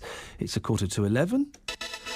It's time now to get the latest travel. Here's Liz. Thank you very much, Ian. The M6 going south remains shut. It's causing queues and delays now because of the closure between 11 and 10, the A460 Cannock exit to the Wolverhampton and Walsall turn to the A454. The motorway's been shut since 6:30 this morning. Police continuing their investigations into an incident on the motorway early this morning. There was some trapped traffic in the area. That's all been released. The police, the investigation work continues. The diversion takes you off at junction 11. You're asked to follow the solid black diamond symbol, which is via the A460, then on to the M54, then to the A449 towards Wolverhampton, and then to rejoin the M6 at junction 10. As I say, queues and delays now building, and we understand the motorway is going to be closed for the rest of the morning pretty much. This is also closing the eastbound M54 from junction 1 at the A460 and junction 10A because of the closure of the main carriageway there. In Smethwick, Raybone Lane remains shut both ways. Police dealing with an incident at Soho Street, which is also closing Cornwall Road at its junction with Soho Street. Busy in Albury around Birchley Island, close to the M5 at junction 2. The A45 is busy and slow through Sheldon, and it's a bit snarled up around Spitfire Island on the A452 in Tyburn. Your matchday travel sees both Baggies and Blues fans heading down to East London for this afternoon's games. Best route is via the M6, down the M1 and then onto the North Circular Road in the outskirts of London. To update us, call BBC WM 95.6 travel 08453 002288. Thank you, Liz. This is the voice of Birmingham and the Black Country, BBC WM 95.6. Weekday mornings. Big debates. Opinions to articulate. Felt compelled to say that is inappropriate behaviour. Afternoons, fun and chat. Place and tunes. To the fat. Little things like that really that help. How come she got you? I mean, really? Guests and personalities from all of our communities. Wolverhampton's enterprising. Maybe she was trying to get some value for her licence fee. Thank you very much indeed. Keep in touch. If you love where you live, it's you we should be talking with. The voice. The voice. The voice. The voice. The voice. The voice of Birmingham and the Black Country. BBC WM 95.6. Sorry, I was just chuckling then. I've been sent an incredible text. I'll catch up with the texts and the emails now, actually, because I've got loads of bits and pieces to do. An incredible text talking about girls playing with dollies and boys playing with, tanks and cars and things like that, and how that can affect someone in later life. And we spoke to a lady who is now a plumber and electrician. Well, Russell has texted in 81333, starting his text WM. Women plumbers, don't make me laugh. I don't know why I've made him Cockney. Women plumbers, don't make me laugh. I once knew a female carpet fitter. She was given all the light, best paid work, and worst of all, no stairs. Couldn't do stairs. She was sacked before the end of the week because she couldn't cope. Pathetic. Go back to playing with your dollies. There is... OK, well, I'll say this. This is coming from Russell. This is not coming from me. There is absolutely nothing women can do as well as men. Even the best chefs are men. So stop moaning, you pampered ladies, and put the kettle on. Now, that last point, no, I'm joking. There is. What's your reaction to that? Let's just open the phone lines for this, shall we? 03453 009956. Russell has texted in. There is absolutely nothing women can do as well as men. Even the best chefs are men. Stop moaning, you pampered ladies, and put the kettle on. Wow! Has that text come in from 1978? I'm surprised by that, Russell. Russell wouldn't come on the air. We put a cheeky call in saying, do you fancy coming on and talking about it? He declined that invitation, which is a shame. You can give us a call on that if you want, 03453 009956. Chris, stay there. I just want to do a few of these texts.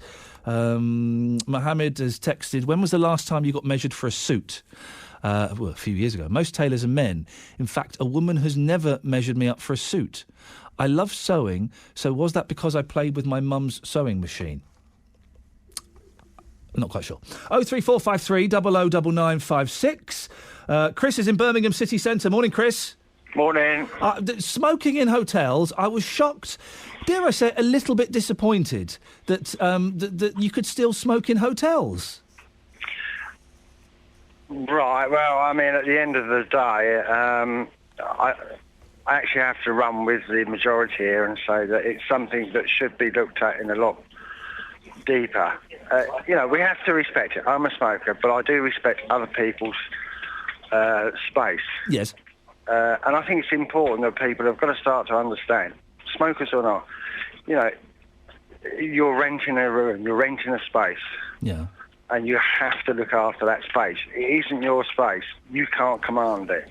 So therefore, you've got to have respect. And to all those people out there that think they have a right to do what they want to do in a hotel room, I'm here to say, no, you're not. You're renting a space. You're renting that off of somebody, and somebody's going to follow you in there. I wouldn't like it if I went in there and somebody had done something in the room that left it smelling. I'm sorry. I can't put that any other way at the moment. So, I mean, get off your high horse and just understand the fact. Take it from somebody that lived both sides of the fence. So, Chris, are you a smoker now? Yeah. Why? Why are you smoking now, Chris? Come on, you're killing yourself, mate. No. We'll discuss that another time, but I don't think it's about that. I think what we've got to do is we've got to start to realise the fact that it's a cheap way of getting at people by saying, well, if you smoke, you're going to die. No, you're not. What? No, hang on. It's not a cheap knock, Chris. It's a fact that smoking contributes. No, it's not. It's not a fact. It's a fact. It's not. It's a contributor to poor health. The same as eating. The same as driving around the city. Chris, if you let me finish my sentence. It's a fact that smoking contributes to, as you say, bad health, and also increases your chance of getting various diseases, including lung cancer. Which I've had. Right. Don't sort of like, I've done this, I've been through this. So you've had lung cancer and yet you carried on smoking? Yeah, because I'm one of these people that believe that, it's probably a contributory fact, but it wasn't the initial fact. What was the initial fact in your... Well, why is it then that somebody, 34, maybe 40 years of age, yes, gets lung cancer and doesn't smoke? Why is it? Hang on a second. Why is it that women get breast cancer and men don't? Men do get breast cancer. Well, okay. So that's that argument out the window. Next. It's not so much an argument. It's just merely stating a fact. Well, it's not a fact though, Chris. It's not a fact. It is. Men do get breast cancer, so that isn't a fact. That's a myth. Yeah. Okay. I mean, moving on from that, don't highlight that and make an argument of that. Well, you brought it up. But yeah. Yeah, I know, and I've agreed with you. Okay, I didn't know that, but apparently they do. It would appear that you don't know... Are we going to move on, or are we just going to tackle about something that I've said incorrectly? Well, no, it's just that what I'm saying... I can't get a word in edgeways. It's just that you're stating facts, Chris, and one of your facts is incorrect, which would imply that some of the other things you've stated as facts perhaps need to be looked at a little bit further. Well, I grant you that. I think they should be looked at further, not by just the layman in the street, but also by the actual medical profession. There was a fact that was brought out I think it was about 9 months ago. There's another fact or from Chris. a year. hang on. Yep. This was in the medical journal, and they were saying... You read a lot of medical journals, do you, Chris? No, it was on your show. Well, not on your show, but I think it was on Adrian's show, or it was on one of the shows on the radio. Yeah. And it was stating the fact that they've now noticed on DNA that some of the links on the DNA are not linked. And they were looking as the reason was why they weren't linked. And they've come up, rightly or wrongly, I don't know, I'm not stating a fact, I'm only telling you what I've been told, that those links could cause various illnesses. Yeah, you can get lung cancer if you don't smoke. Yeah. You are more likely to get lung cancer if you do smoke. Them's facts. Them's basic facts. No, I don't agree with it. Well, what did your doctor say when you got? Were you a smoker when you got lung cancer? He didn't say anything. Your doctor did not say anything about smoking when you had lung cancer. No. He didn't ask you if you smoked. No, he didn't. He didn't suggest you cut down on your smoking. No. When I was initially diagnosed, I was actually in Selly Oak Hospital, the old Selly Oak Hospital. Yep. And from the initial X-ray, then through to biopsy and that, and it was just dropped out by the nurse by turning around and saying it's because you smoke. And I just found that, the nurse told you that you had the lung cancer because you smoked. Yeah. And you didn't. Do you believe that? I think it's just a cheap way of getting out of something. Nobody understands, cancer to that extent. None of us say. Chris, none of us can say. They do when it comes to lung cancer. They do know that when you are smoking, you are inhaling nicotine, smoke, tar, thousands of chemicals into your lungs. Yeah, but it's we're doing that on a daily basis, aren't we? Well, you are doing it more. Well, yeah. I'm not inhaling nicotine and tar into my lungs to the extent that you are. No, I grant you with that you are inhaling more, but it still doesn't answer the fact that if somebody doesn't smoke, and it still can get lung cancer. No, but you are more likely to get lung cancer if you smoke. Answer the question, why is it that one man gets lung cancer and another man that doesn't smoke and apparently lives a healthy lifestyle gets lung cancer? No, you're not listening to what I'm saying. What I'm saying is, though both of those scenarios are possible. You can get lung cancer, of course you can, if you don't smoke. But you are more likely to get it. You are increasing the chances of getting it by smoking. And when the nurse told you that, when a medical professional told you that, and I'm surprised your doctor didn't mention it, you didn't believe it, even though she's a medical professional. No. I didn't say I didn't believe it. I just felt that at that moment in time, once you're diagnosed, it's because you smoke. No other reason in the universe.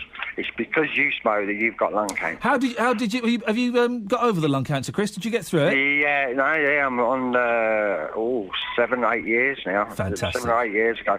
Oh yeah, I mean, don't get me wrong. Well done.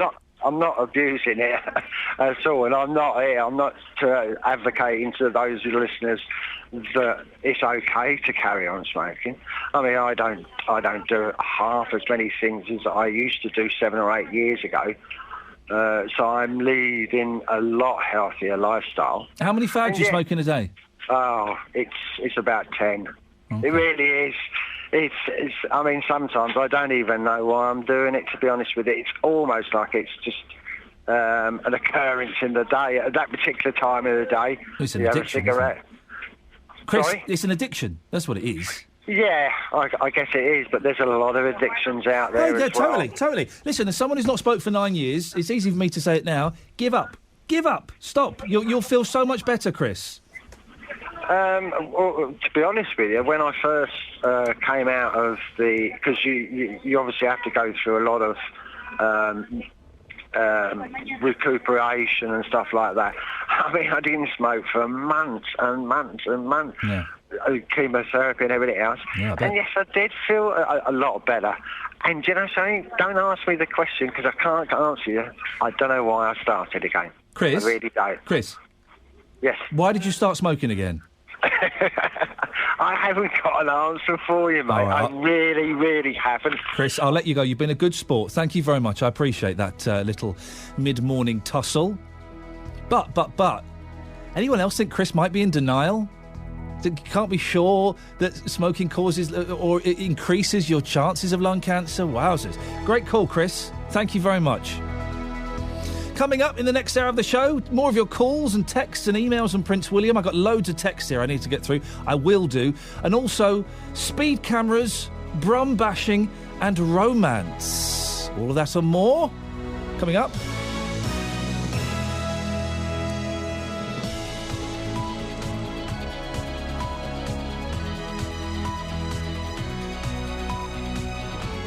The voice of Birmingham and the Black Country. BBC WM 95.6. It's 11 o'clock exactly. Let's get the latest news and sport now with Nicole Pullman. Part of the M6 near Wolverhampton is still closed after a body was found on the carriageway. It was found at around 6 o'clock this morning and police are treating the death as unexplained. They've closed the M6 southbound carriageway between junctions 11 and 10. It's not expected to reopen for at least 2 hours. Another big storm is expected to hit the UK this afternoon, bringing heavy rain and gale-force winds to the West Midlands. A yellow warning has been issued by the Met Office, and Severn Trent has extra staff on duty to deal with flooding calls. It's the calm before the storm at the moment, but Mick Barton from the Highways Agency says rainwater on roads will be deceptively dangerous. If you hit a puddle at high speed, 70, 80 miles an hour, then that is going to knock your vehicle off kilter very, very quickly. So be wary on motorways, but in fact any roads that hitting water at high speed is going to knock you out. A Black Country man who raped a woman after he pretended to be a taxi driver is starting a longer jail sentence this morning. 35-year-old Bashir Ali was jailed for 7 years and 9 months in November, but the Court of Appeal has ruled that he must now spend 10 years behind bars. The Solicitor General, Oliver Heald QC, who referred the case to the Court of Appeal, has spoken to BBC WM. There were a lot of aggravating features in this case, the posing as a taxi driver, the deception of that, abuse of trust. And then going on, and of course at the end it was a rape which was unprotected, so it was a very callous offence. Bilston, Rugeley and Wednesbury have been named as the property hotspots of the West Midlands. Sales in the West Midlands have grown at their fastest annual rate in 10 years, according to the latest research. Sport now, and the Albion head coach Pepe Mel says it's important he stays relaxed ahead of this afternoon's six-pointer at Crystal Palace. There'll be commentary here on BBC WM 95.6 with the build-up starting with Daz Hale's early kick-off. The Baggies are only above their opponents on goal difference, with both teams a single point outside the Premier League relegation zone. But Mel wants to stay calm in front of his players. Players the head coach is hungry is a problem. It's better. The good feeling is better in my head. It's only victory, only win a match.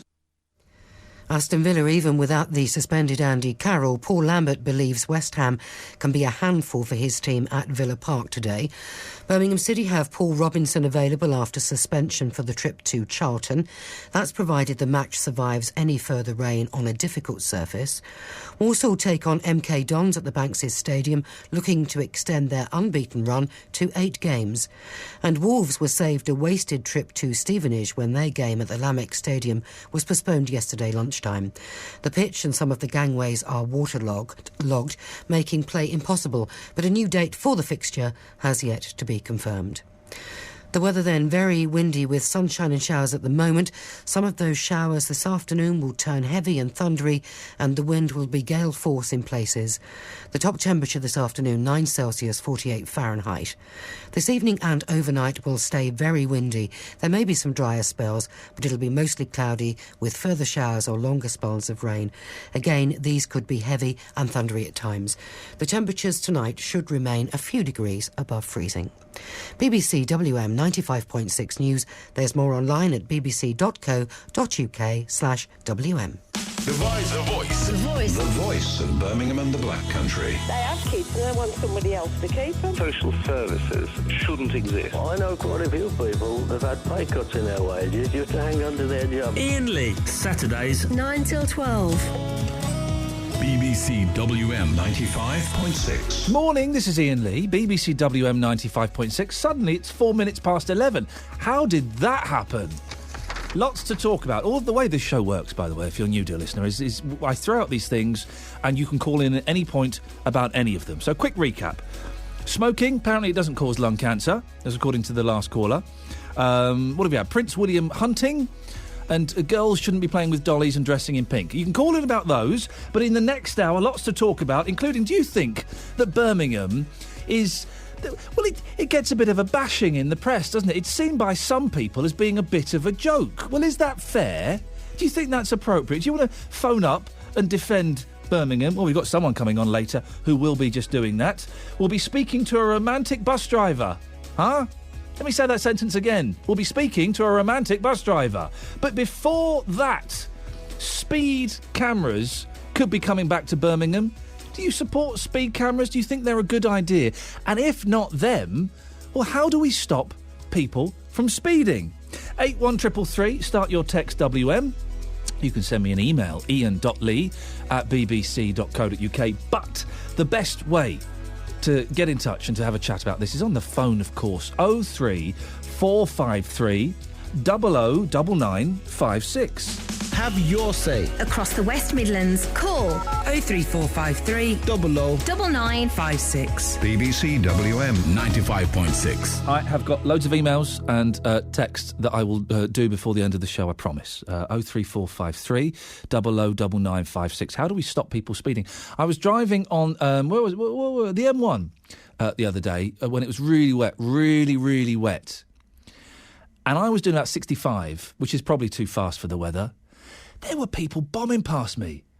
80, 90, probably 100 miles an hour. The road was soaking wet. People are idiots, aren't they? Well, how do we stop people speeding? 03453 009956. If you're listening to Paul Franks yesterday on Drive Time, you'd have heard him say that plans have been revealed to bring back fixed speed cameras in the West Midlands. They all got turned off last year to save money. Well, now the West Midlands Road Safety Partnership wants to trial 12 new digital cameras in Birmingham and Solihull. If it's successful, the cameras could be rolled out right across the region. What are your thoughts on that? Well, the Police and Crime Commissioner for the West Midlands, Bob Jones, has ordered the trial. We've now got the possibility of newer technologies because a lot of the costs associated with the old cameras were the fact they were obsolete film systems. The newer cameras are infinitely cheaper to operate. They don't need to have film put in, put out, and in fact you can transfer the information remotely without having to send anybody out to collect them. But to some degree, the reason why we're seeking to trial it is to see how they do work, whether it does have a real impact on casualties and whether it does enable us to operate in a much cheaper manner than previously. So we're keen to pilot it to test some of these assumptions. I assumed that the speed cameras were digital anyway. I didn't realise they had film in. This is the 1950s, for goodness sakes. Bob Jones speaking yesterday. Well, how do we stop people speeding? Maybe you don't think that speeding's a problem, really. You think, oh, for goodness sakes. It's not really a problem. We should be allowed to do what we want on the motorways. And these 20-mile-an-hour limits we've got in so many residential areas now, it's ridiculous. And these speed bumps, it's just ridiculous. Well, have a listen to my next guest, Vicky Stone from Kings Winford. Good morning to you, Vicky. Good morning, Iain. Vicky, now, you know just how dangerous speeding can be, don't you? What's your story? What happened? Well, my daughter was killed in a crash when the driver was a learner, and he broke the speed limit and also drove too fast for the conditions. And I think that links in with what you were saying about the motorway the other day, that young drivers tend to think that the speed limit, they must drive at that at least. And they're not the only ones, of course, so do older drivers. I don't understand why we don't have a lower limit in rain on motorways, which would at least remind people. I'm not saying that they would necessarily all obey, but it is a warning. And if you get caught by a speed camera, it's not the speed camera's fault. It's your fault. It's your responsibility. The speed camera didn't drive the car. So as far as I'm concerned, it's people's responsibility to stay within the speed limit. For those who don't, they should know that they're going to get some sort of punishment. Kate was your daughter, wasn't she? Yes. How old was Kate when the accident happened? 17. 17. How long ago was this, Vicky? Nearly 26 years. Right.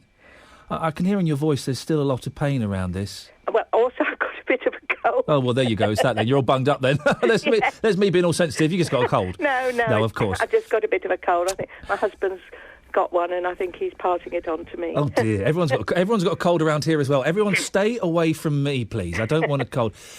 So how did you find out about Kate's accident? Was it one of those knocks on the door? Yes. About 8 o'clock at night. I mean, this is something that I wouldn't wish on my worst enemy. It really is a horrible thing, and it affects your lives forever. I mean, we do, we get on with lives. We've got grandchildren. We're very lucky. But life is never the same again. And for it to have happened because of speeding as well, something so selfish, something so avoidable. Well, that wasn't the main reason. The main reason was that he was a learner driver being supervised by a very newly qualified young girl of the same age. He refused to listen to her direct instructions, was driving too fast consistently because he was showing off. And I'm afraid that is what young people, especially young men, tend to do on the road. They do see it as a macho thing. And so he killed both the girls. Oh, dear. It was terrible for both families. How sad. And for the boy's family as well, and for him, because, I don't suppose he meant to hurt anybody. Oh, and he will have had to have carried that guilt around for the rest of his life. Yes. Yeah. You talk about that kind of lowering the speed limit when the weather's so bad, but people don't, particularly on motorways, Vicky, people don't follow the speed limit on motorways. Anyway, it's not uncommon. Most people drive at 80, and I've seen people doing 100 miles an hour on the motorway. Yes. So if it was lower in France, they do. Do they? Yes, they do have an automatic, not just one that might crop up that you perhaps didn't notice or decided to avoid. It is an automatic one. And I think that would be sensible, because even if you decide not to obey it, you have at least got that message there that if it's raining, I mean, we all need something to make us do the right thing. Otherwise, you can see what happens in countries when there is no law and order. We don't do the right thing automatically. And we've seen this in so many fields in the last few years, with bankers who thought they could get away with things, politicians. Everybody is the same. If we don't think we're going to get caught, then we will just behave like animals. Well, perhaps that's rude to animals. Vicky, I appreciate your time this morning. I hope your cold clears up. Vicky Stone from Kings Winford. What do you think, dear listener? I mean, Vicky's story is slightly different, but it comes from the same place. Speeding, the wet conditions, inexperienced driver. Speed cameras, do they work? Are you a fan of speed cameras? Have you been caught out by speed cameras? Hands up, anybody here who's been caught out by speed cameras? My hand is up. I'll be honest, I've got 6 points. Yeah, I know. I feel I need to declare that before we go any further. I've got 6 points. First time, I was like, flipping speed camera. You can imagine I was a little bit stronger. Blooming speed camera.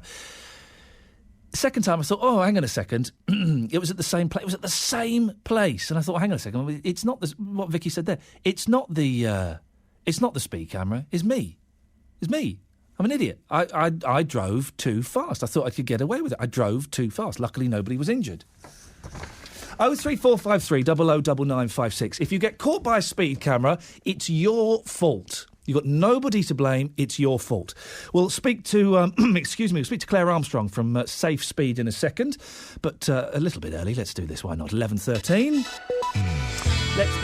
Let's get the travel news with Liz. Liz, are you there? I am. I thought we'd come to you a little bit early, so you've got time. That's quite all right. Time to breathe if you want. I'll talk a little bit slower about the problems which continue on the M6. Not that slow, because it makes you sound like you need help. So, but okay. You do it at your normal pace. My normal pace. Yes. All right. Thank Thank you, you Liz. very much, Ian. The M6 going south is still closed between junctions 11 and 10. It's been shut since 6:30 this morning. The A460 Cannock exit, the A454 Wolverhampton and Walsall turn. Police continue their investigations there. An incident which happened overnight. Certainly, the northbound carriageway is moving well, but it's queuing southbound approaching this closure. You are asked to follow the solid black diamond symbol by way of a diversion. That takes you on the A460, the M54, the A449, and then back on at junction 10. That's causing delays and adding time to your journey as well. The eastbound side of the M54 from junction 1 towards 10A of the M6 is also closed in connection with this incident. And in Smethwick, Raybone Lane is still shut. Police dealing with an incident at Soho Street, which is also closing Cornwall Road at Soho Street as well. Your match day travel sees Baggies fans and Birmingham fans heading to their respective matches this afternoon in East London. Suggested to go down the M6, which generally isn't looking too bad as you go around that, and heading towards the M1 and then onto the North Circular on the outskirts of London heading east. If you can update us, call BBC WM 95.6 travel 08453 002288. Had you any idea that Benefit Street would generate this kind of impact? It's a very unfair representation of life on James Turner Street, and it's an unfair representation as well as people on benefits. Mornings with Adrian Goldberg. Do you think you're a good parent, Dee? I am a good parent. But Dee is a single mother and she's trying her very best. Michelle, great to hear from you. You're bringing Dee to tears here in the studio. The West Midlands' biggest phone-in. Or having grown up on a council estate in Birmingham, I know people like you. You've got so much about you. Why aren't you working? I'm not saying I don't want a job. And that's not because I'm lazy. That's because I can't. Adrian Goldberg, 9 till 12. On BBC WM 95.6. About 15 minutes' time, we'll be talking about Birmingham and what's great about it. Birmingham's been getting a bit of a stick recently, hasn't it? Particularly because of Benefit Street. Excuse me. It's been getting a bit of stick. Do you think it's justified? And that do you agree with some people that Birmingham's a bit of a joke? Or do you think, hang on a second, whoa, hands off, fella, keep your hands off, this is a great place? How dare it get demeaned in the press and on programmes like this Benefit? I must be the only person in the country that hasn't seen Benefit Street. I haven't seen it at all. 03453 009956, Birmingham. What's great about it, or is it a big joke? What do you think? We'll get your calls in a second. In the moment, though, we're talking about speed cameras and asking, how do we stop people speeding? You all do it. You do it. Listening to this, if you drive a car, you have sped. Sped, is that a word? You have speeded? You are speeding. You speed. Let's settle with that, shall we? We'll agree on that one. You do it. You do it. We all do it. If we think we can get away with it, if we're a little bit late for that meeting, if we're worried we're going to miss our tea, we all do it, don't we? 03453 009956. Are speed cameras the way forward? They're coming back to the West Midlands, kids. Get used to it. I'm joined now by Claire Armstrong. She co-founded Safe Speed, which argues that speed cameras don't work. Why don't they work, Claire? Good morning. Well, we've got lots and lots of data on our website which shows exactly why they don't. Mostly, the only thing a technical offence will tell you is that you've done that. You've created a technical offence. At that point, on that bit of the road, at that particular 100-metre section, you have gone over the speed limit. The problems that we've got are things like we have altered the speeds on roads. We've stopped making them a level of guide to inexperienced and underskilled drivers. We've stopped making them a ready means of prosecution, other than the fact that that's gone over the top. And we've stopped providing them as a warning as a hazard density. So when you drive along a road, you no longer think, oh, I can clearly see this is a 30 or a 40 or a 60 or a 70. What we've done, we've messed up that whole process of hazard density. You now have to rely on looking at the speed limit signs, if they are correct, that we can make sure that we are driving within the limit on that particular road.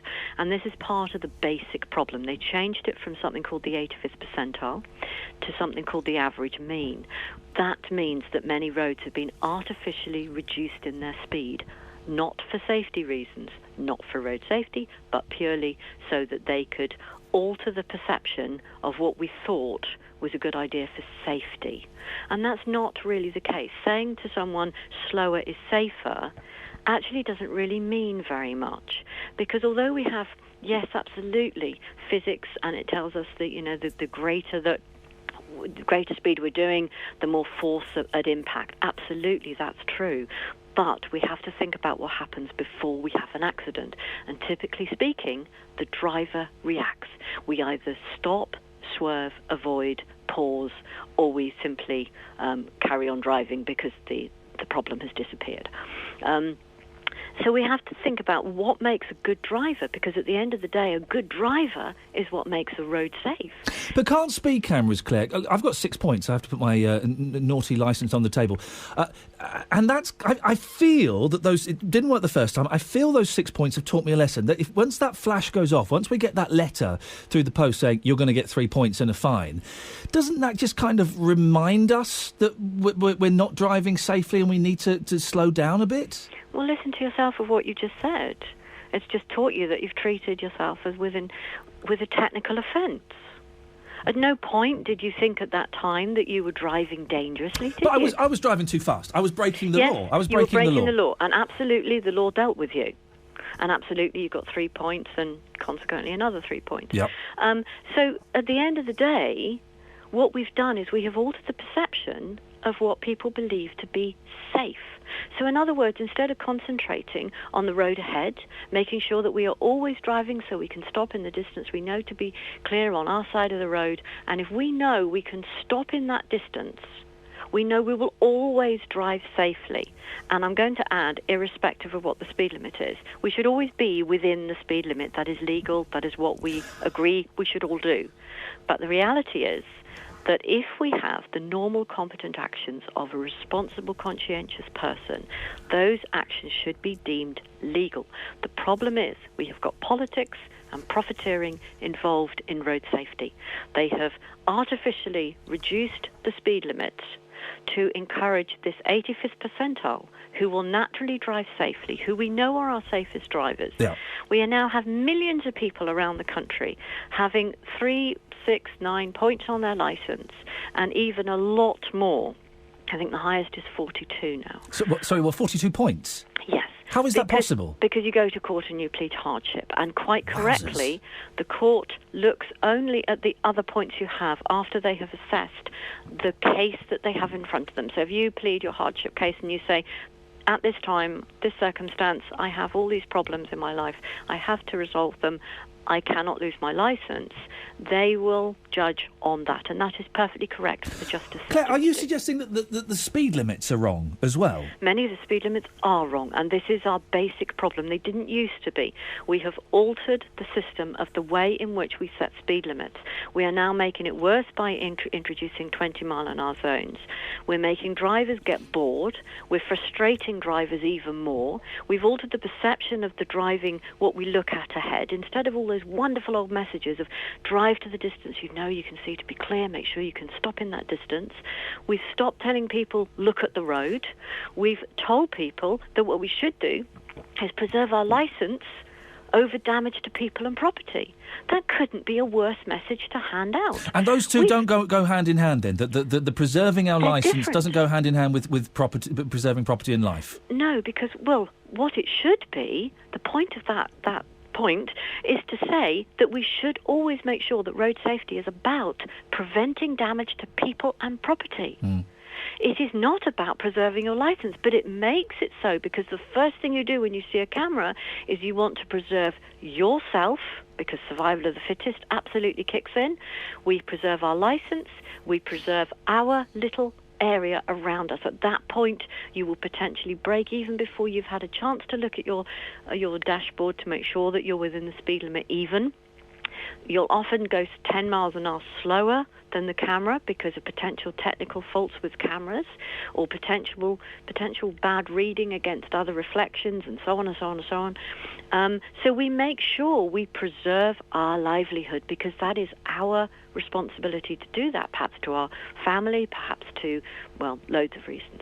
Well, you must be frustrated because the digital cameras are coming back or being reintroduced in Birmingham. It's going to happen all across the country as well, isn't it? Birmingham had one of the highest rates of camera camera per sort of mileage of road. They had 305 cameras, and now that these cameras, 12 of them, are going to be reintroduced with digital format, meaning that they can just sit there and plug away at all the people. They won't know that they've been got, which causes frustration and bother.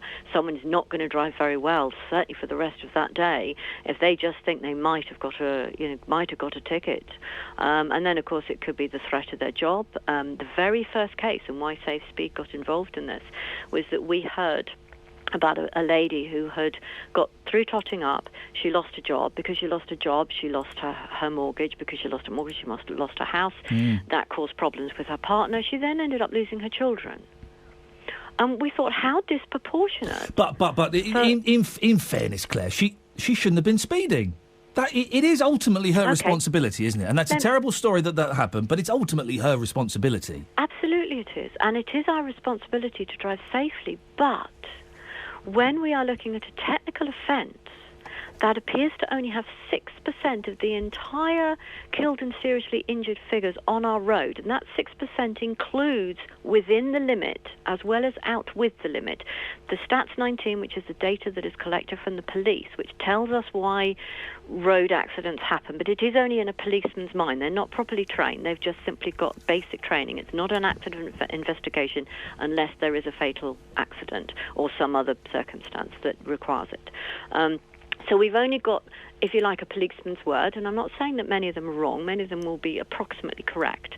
But they will introduce speeding as a factor if it is thought, for example, someone pulls out in front of someone else who was travelling along the road, and if that person might have been travelling along the road at what is perceived to be a possible incident of speeding, speeding will go down on the Stats 19.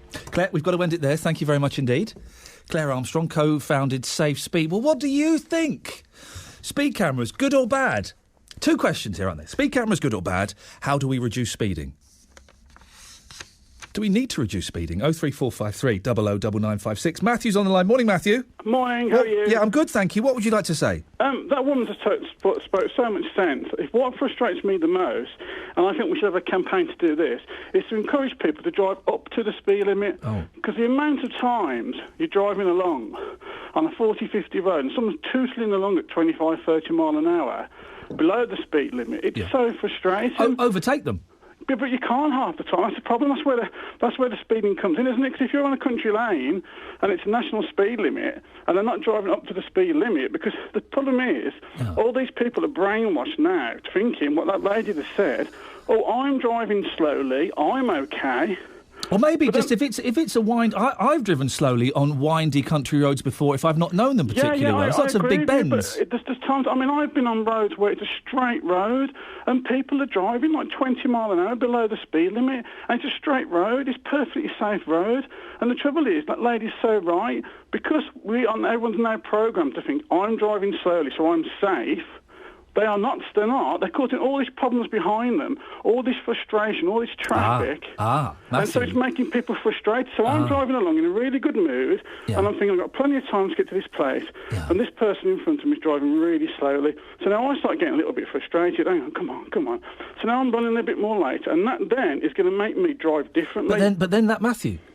That's your problem. That's your issue. If you're the one that's getting frustrated, if you're the one that's going to drive badly as a result of your frustration, then I would suggest that that's your issue you have to deal with. It's not the responsibility. It's most populations, isn't it? That the issue is the roads are set to a speed limit to 30, 40 miles an hour. It's a speed limit. Those roads are safe to drive up to that speed. Up to that speed, yeah. It's a limit, not a target. Yeah, but people no. When I took my driving test 20-odd years ago, I was taught to drive up to the speed limit as soon as you can on a road which is dry and safe, to drive up to the speed limit. And that's what I was taught, and that's how a lot of people have been taught, and that's what we should do to drive. I have a friend who went on a speed awareness course, and he was given the line, it's a limit, not a target. You don't have to aim for 50 miles an hour if it's 50 miles an hour. You can drive below that.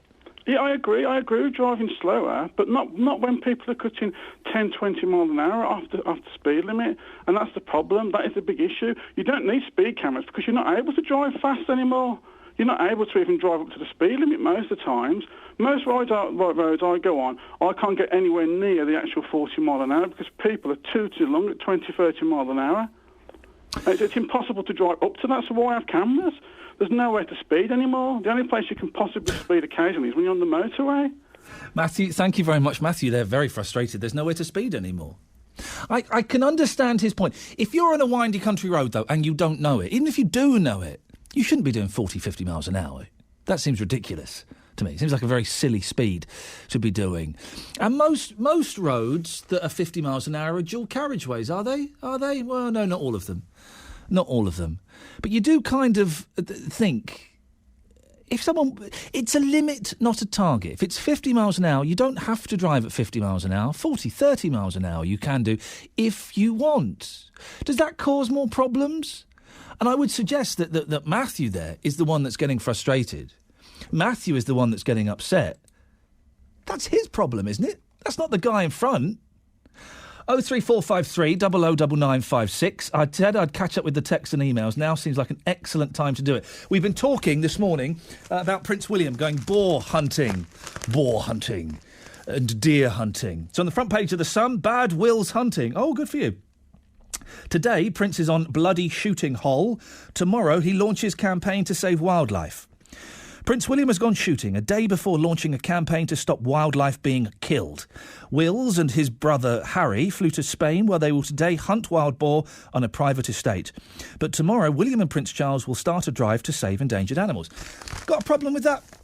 Got a problem with Wills going around shooting animals and then banging on about saving other animals? Is it OK to kill some animals and not others?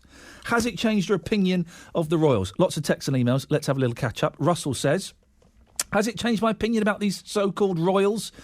Not one bit. I can't believe how ignorant and stupid people are to bow and worship these privileged, pompous lowlives. I'll say it again. Wake up, you stupid public, and let's get rid of them all.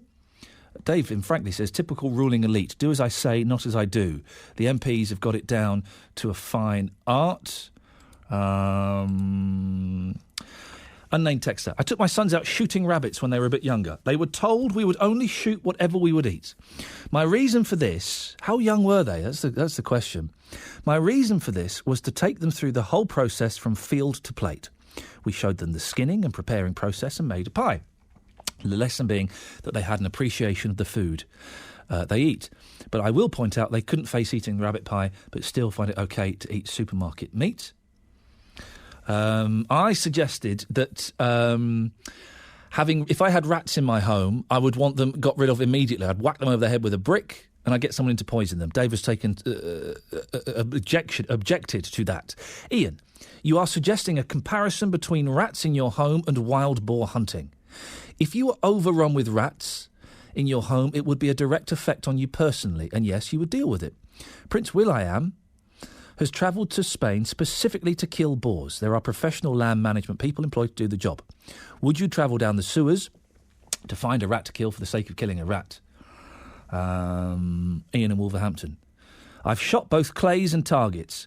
In my experience, men who have returned fire against men don't kill animals for sport. That's interesting, isn't it? If people wish to shoot boars, perhaps we should declare Westminster a royal shooting estate. We talked about smoking as well. I was in a hotel where people could smoke. I couldn't believe it. It smelt disgusting. I live with that. But yeah, I was surprised. It turns out it's not illegal. Hotels can have smoking floors. There just aren't that many of them. Lynn in Harborne has called in. Sent a text, sorry. What rubbish you are talking? Me? Rubbish? No. Just because you smoke does not mean you're unhealthy. I didn't say that. I know people who smoke who are never ill. I don't smoke and I'm always getting colds. So answer that one, Mr. Know-It-All. Well, I didn't say you're unhealthy if you smoked. And I didn't say that if you don't smoke, you won't get ill. So, Lynn, what exactly is it you want me to answer? Hopefully that's cleared up a few things. And Angie from Dudley sent a text about smoking, 81333, starting the text WM. My father never smoked. At 76, he was diagnosed with esophagus, liver and lung cancer. Ouch. I'm sorry to hear that. And was given 6 weeks to live. He had chemo that failed and lasted a further 4 months. That time was excruciating. He finally died from lung cancer. If any smoker saw how he was, they would never increase their chances of getting lung cancer. Well, I'm really sorry to hear that, Angie. As someone who... I lost my dad a year ago. A year ago on Sunday it's going to be. Oh, I miss my dad. From cancer. It's a rotten way to go, isn't it? It really is completely unfair. 03453 00 9956 is the telephone number. In a little bit, before the end of the show, before Daz, and I'll ask Daz about this actually, before Daz at midday, are you romantic? You into a little bit of the old romance? Do you like doing a little bit of the romance? We'll be speaking to a romantic bus driver. What does he do that's romantic? I don't know. We'll find out. I like to... You're kind of romantic, aren't you, in the early days of a relationship, in the early days of the marriage, and it kind of peters off a little bit. I like to think I'm vaguely romantic. Give me a call, 03453 00 9956. What do you do that's romantic, or is it low? Valentine's next week, is it Friday, I think? You doing anything for Valentine's? We'll talk about that in a bit. On the subject of speeding, Sean in Wolverhampton. Morning, Sean. Good morning, Iain. Are you looking forward to the return of the speed cameras? Well, I was actually ringing you up. It's a bit of a coincidence that you've got me talking about this topic on WN this morning. Oh, go on. I've just been picked my post up from by the front door. Oh, mate. Opened an envelope, and what should I have but a notice of intended prosecution? Oh, mate, that feeling, that sinking feeling that you get when you see that letter, 3 points. It certainly is. How fast were you going, and what was the limit? Well, I've got a letter here that says, in accordance with Section 1 of the Road Traffic Act, Offenders Act 1988, I hereby give you notice that it is intended to take proceedings against the driver of the motor vehicle. I was actually caught on Tuesday at 12:56 doing 42 mile an hour in a 30 limit. Oh, Sean, that was well over the speed limit. And, you know, as people have said on your show this morning, it's not the camera's fault. It's my fault. Well, good for you, Sean, for admitting that. It's like people who get parking tickets. I kind of think, look, if you didn't break the parking rules, you wouldn't have got a ticket. And it's the same thing with the speeding. Now, Sean, have you got points already, or are you being offered a speed awareness course? Well, this is the first thing I've had. All I've got to do at the moment is complete it to declare that I am the owner and the driver of the vehicle at the time. Oh, because normally in that first letter... I know not everywhere does it, but normally that first letter says, if you're eligible, would you like to come for a speed awareness course? It doesn't say that in there. I haven't fully read the whole thing yet. I've just literally, we listened to your show this morning. Oh, mate. Gone to the front door, picked up my mail, opened the envelope, and I thought, oh no, what a coincidence that you should be talking about this on the radio. Now, you probably can't give me a particularly honest answer until a few days after this, but I'll put it anyway. And I say honest, I don't mean you'll be dishonest. It's just your kind of natural reaction. Are you going to change your driving habits? Well, or are you going to be a bit more careful around the cameras? I would certainly hope so after this. I mean, on Tuesday, I'd actually been to work in the morning. I'd got to leave work to get home to pick my mother up at 1 o'clock to take her to Newcastle Hospital for an appointment. Yep. So I was in a little bit of a rush, obviously, to make sure that I picked her up on time. But, you know, that's no excuse at the end of the day. Well, Sean, listen, I appreciate your phone call this morning. Oh, that sinking feeling when you open that letter. What's this letter? Oh, no. And there's something so cold and clinical. On Tuesday, the 5th of February, at 12:56, you were spotted in this area doing... It's just so precise and cold and soulless. Wouldn't it be nice if they did a letter saying, Dear Sean, look, mate, we're really sorry, but we caught you speeding. You're a bit naughty. You're going to get some points. Just drive better next time. That would make it a little bit easier, wouldn't it? Brian's in Hall Green. Morning, Brian. Morning, how are you? Yeah, I'm good, thank you, Brian. What have you got for me? Prince William boar hunting. Yes.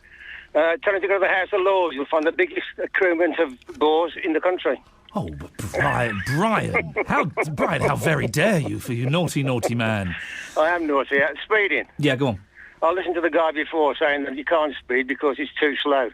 He wants to come down to Hall Green and Highfield Road and Boxhollies Road. They're doing 60, 70 mile an hour down here, where I live, in actual fact. And what's the limit there? It's 30 mile an hour. 30. And they made it 30 from 40 about 18 months ago, and there's two little red notices at the end of each road, about 12 foot up on a post, and about 2 foot by a foot, saying this area has been reduced to 30 mile an hour. No proper 30 mile an hour notices anywhere. Would you welcome the introduction of speed cameras there? I don't know.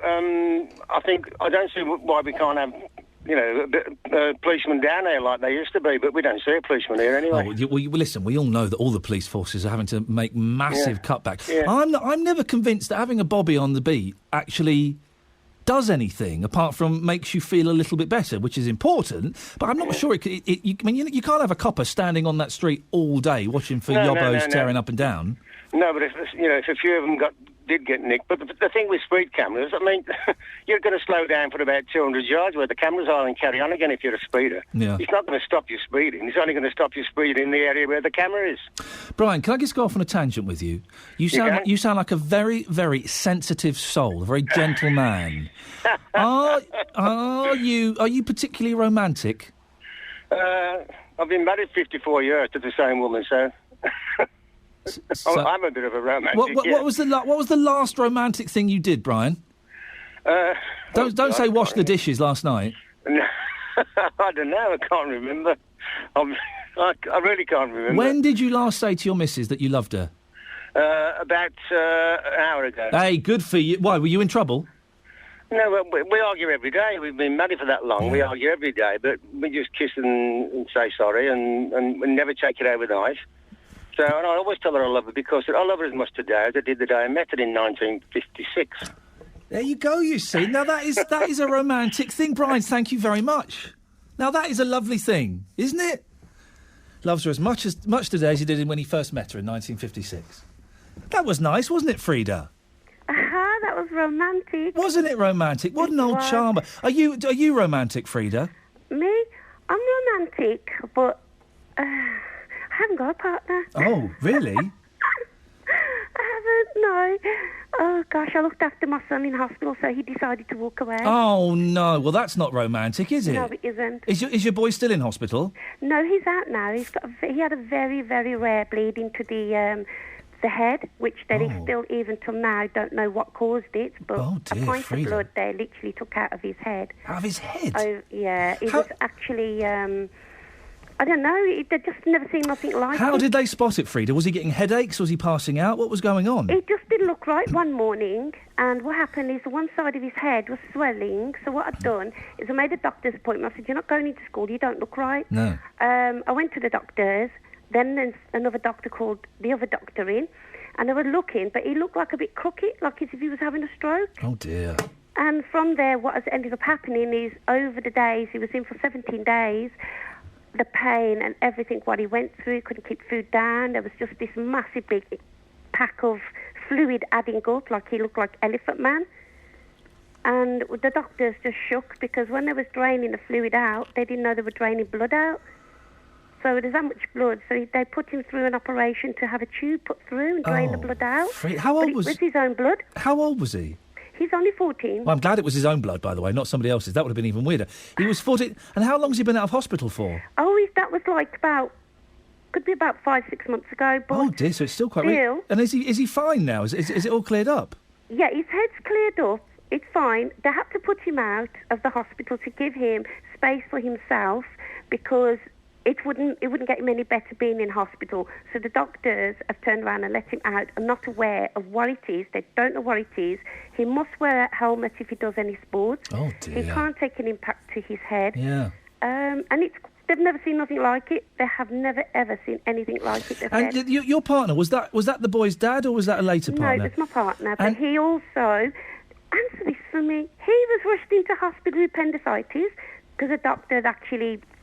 bursted his appendix.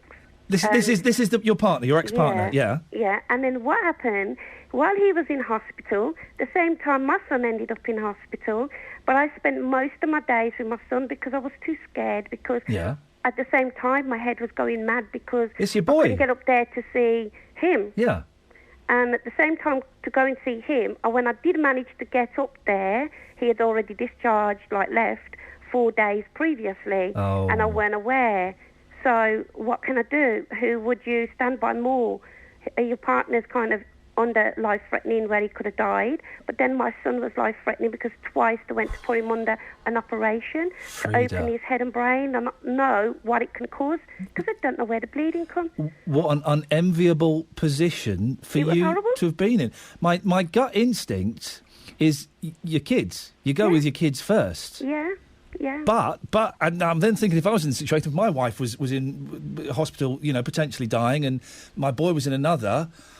Okay, if it was the other way around, if it was me that was in hospital and my boy, I would want my wife to be with my boy. I think. Thank you. I think. Do you think you did the right thing? And have you spoken to him since, Frida? He don't return my calls. Oh, mate. And no, Oh, nothing. dear. It sounds like he's jealous. A bad thing to go through. Well, in fairness to him, he's been through something pretty traumatic himself. Yes. Okay, so he's been through that. But you would kind of hope that a partner would support a mum in looking after her boy. You really would.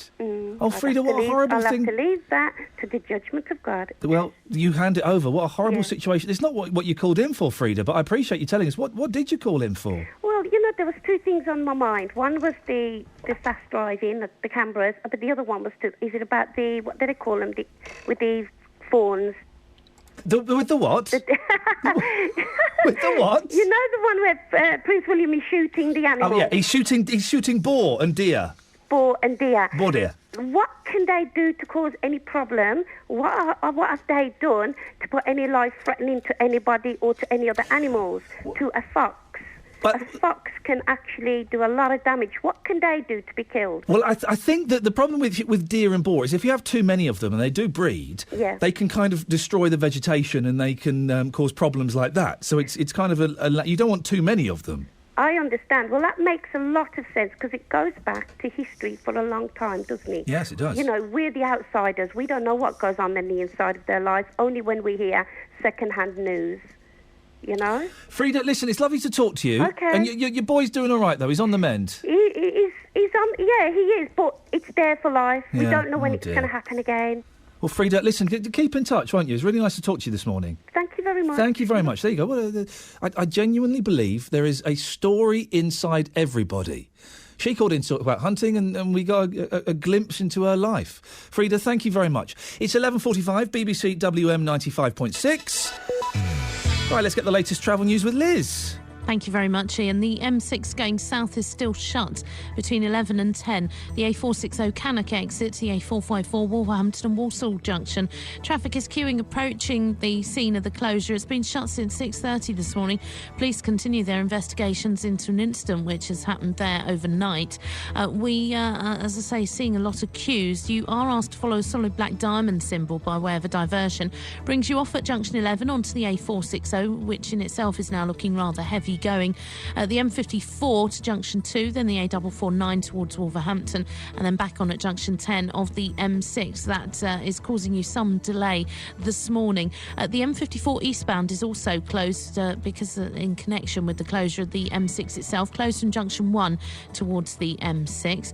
Better news in Smethwick. Raybone Lane has reopened in both directions around Soho Street. It's busy around Spitfire Island again in Tyburn on the A452, and it's snarled up on the A458 round Hales Owen and the Kent Road roundabout.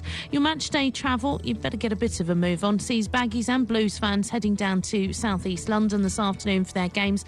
Down the M6 and onto the M1 is looking OK. No reported delays on the M1.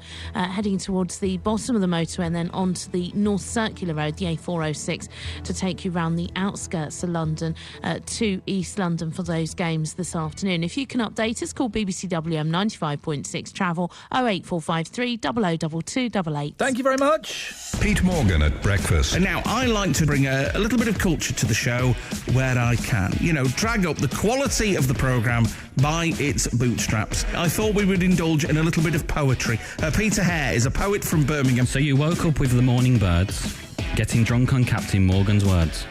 As the airways flood with local news, and we sobered up on local views of people with an accent bound to give the air that brummy sound. Oh, Peter, thank you so much for that. That is amazing. Pete Morgan at breakfast. So from 6 till 9, whether near or far, this radio kills that video star. As your ears were pleasured by soul and wit, we leave you here for Goldberg's bit. On BBC WM 95.6. Morning, this is Iain Lee, BBC WM 95.6. I'm here every Saturday morning between 9 and 12, and man alive, I just some amazing calls this morning. Thank you so much for calling in with your stories. Just incredible. We're going to talk to a romantic bus driver in a bit, but before that, on the subject of speeding and driving, it's Albert in Solihull. Morning, Albert. Oh, good morning, Ian. Albert, what would you like to say? Well, what I've found, I've been driving 40-odd years. Well, you must be and tired. I took an advanced driving test some years ago and passed. A lot of the people don't realise what the national speed limits are on the respective roads. And when you take a driving test, one of the things you can fail on is failure to make satisfactory progress. Oh. And I go along quite a lot of B-class roads, perfectly dry, no traffic whatsoever, and there's people dawdling along there at 40 miles an hour. So by satisfactory progress, you mean by driving too slowly? Driving up to the limit. Right, OK. And so on a road like that, what, it would be 60, wouldn't it? It is 60 on a country road, Yeah. yes. But there are times when, due to the circumstances, I'm down to 30. Or 40. But if someone doesn't feel safe on the road, Albert, driving at 60, some of these country roads, they're very narrow, they're very winding. If you don't know it... If you've got narrow twisting bends, then I'm down to maybe 20, 15 or something like that, according to the circumstances. Do you do the thing? I do this thing, and I kind of didn't notice I did it, Albert, until my wife the other day said, why do you keep doing that? And I got it from my dad. On narrow, really bendy country roads, yes. As I'm approaching a bend, I'll beat my horn. Yes, I sometimes do that. To sort of say I'm coming. See what's round the corner. Yeah, to say I'm coming, and hopefully, someone might beat back to say they're on the other side. And my wife said, "Why on earth are you doing that?" And it's just kind of a thing that I've always done. I do it sometimes. Yes, it depends how far you can see. As I say, I took the advanced driving test, and it's a failure on that as well. If you don't get up to the speed limit, it's safe to do so. And by safe, I mean a dry road with clear visibility. Albert, final question. Yep. In your life, have you been a romantic man? I have, yes, but unfortunately I lost my wife 5 years ago. Oh, I'm sorry to hear that. It's all right. Well, did you buy her flowers and cards and tell her you loved her? I did, yes, when we were first married. Oh, when you were first married, did it kind of... Well, yes, money was tight then in the 50s and we got a family. Yeah. But I did buy and grow flowers as well. See, I think that's even better than buying flowers, because that is... You've not just walked down to the local petrol station, you've put the work in. Yes. That's a lovely thing to have done. Yes. Albert, I really appreciate your time. Thank you very much. That's lovely, isn't it? Growing flowers for your wife. The reason we're talking about romance today is because according to a new study, get this, right? Putting the bins out, making the bed, and putting the toilet seat down have emerged as acts modern men consider to be romantic. Putting the bins out. Although, when I do put the bins out, I do kind of think, what? I should get like a thank you. I should get something for this, a pat on the back. Don't even get a well done. Don't even get a well done. Put the bins out. I'm kind of coming in all, I've put the bins out. Nothing. Not a thing. Not a thing. Well, Wolverhampton bus driver Bob Doyle is a very romantic gentleman. Morning, Bob. Good morning. I do kind of think when I put the bins out, come on, give me some. I've put the bins out. I've done something big. No, I'm a little bit more romantic than Go on, that. give us some examples of your romance. Well, last Valentine's Day, yes, wife in work, I had the day off, prepared a romantic meal. Beautiful. But when she come home, flowers up the stairs, some rose flowers, and then run the bath for her, so when she come in, straight up, she can have a bath after a long day's work. Oh. Second, you put flower petals all up the stairs? Yeah, just some rose petals. We done that last Valentine's Day, so this year I'm going to have to think of something different to do. Who cleaned up the rose petals? Sorry? Who cleaned up the rose petals? Oh, I cleaned those. Oh, you cleaned it up. They were actually fake rose petals. Oh, okay, but, so they're nice and easy to clean up. And do you just limit your romance and your romantic gestures to Valentine's Day, or are you romantic throughout the whole year? I try to be romantic as often as I can. And you say about putting the bins out, but when it's, especially with the weather as it is at the moment, if I get up first, I will always try and do a car for her, do the defrosting and scrape all the ice off, so when she comes in, that's nice. Ready to go to work, she can jump straight in the car. That's a romantic gesture, scraping the ice off your wife's car window. What a lovely thing to do. That's nice. Yeah. And you proposed to her in a romantic way, did you? I did, yes. It's on YouTube. Well, it's been on there for a while. We proposed on her birthday a few years ago. I made a video of me singing Bruno Mars, Will You Marry Me? And I recorded all that and filmed it myself. Went to her school, played it in front of all the school so she could watch that, and then come out, so she didn't know what was going to happen, come out then and propose to her. Blimey. Thankfully, she said yes. Well, that would have been awful if she said no. So how old were the kids at her school? They were ranging from tots to around about 11, I think. Okay, so they weren't stroppy teenagers, because you would have got a lot of stick if it was a load of 15-year-olds. No, they weren't stroppy teenagers. Oh, look, it's there. It is. Right, OK. We'll watch this after the show. If you go to YouTube, Bob Doyle, Bruno Mars, it's up there. It's had 93,000 hits. I know, I just watched it today. It's 93,500, It says here, the very best wedding proposal you'll ever see, shown to the whole school where she works.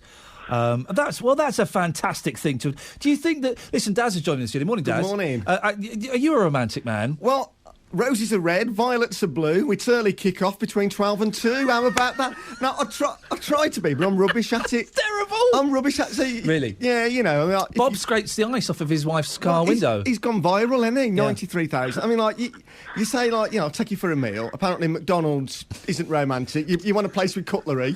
McDonald's and getting vouchers out of your wallet. Neither of those things go down particularly well. Get the Groupon out. Yeah, flowers, but not ones from the petrol station. So I'll try, but I'm just rubbish at it. Bob, stay there, because I just want to find out what's happening on Daz's show so I can get him out of my studio as quickly as possible. Daz, what have you got coming up from midday? Yeah, in the big match build-ups today, then in early kick-off between 12 and 2, we want to know who have been the great midfield generals that you've had at your club over the years, the daddy in the middle of the park. Being as we are talking romance this morning, Valentine's Day next Friday, players with romantic names. Oh, that's a good one. For example, Peter Lovenkrantz at Birmingham City. Talking of blues, we've got The Life of Riley with Callum Riley. We've got Darren Moore, the Baggies legend, on the show as well. Yep. And also today between 12 and 2, he was in Grease 2, although he tries not to mention that anymore. Yeah. Dynasty, Emmerdale Farmers, I still call Maxwell it. Caulfield. He'll be on the show as well. Fantastic. He's a big football fan. Oh, fantastic. Daz, I look forward to that. Have a great day. Have a great weekend. So, Bob, you do romantic things all throughout the year. You try and do them. I try and do it, yes. Is she romantic back to you? Because this goes both ways, doesn't it? She does say thank you.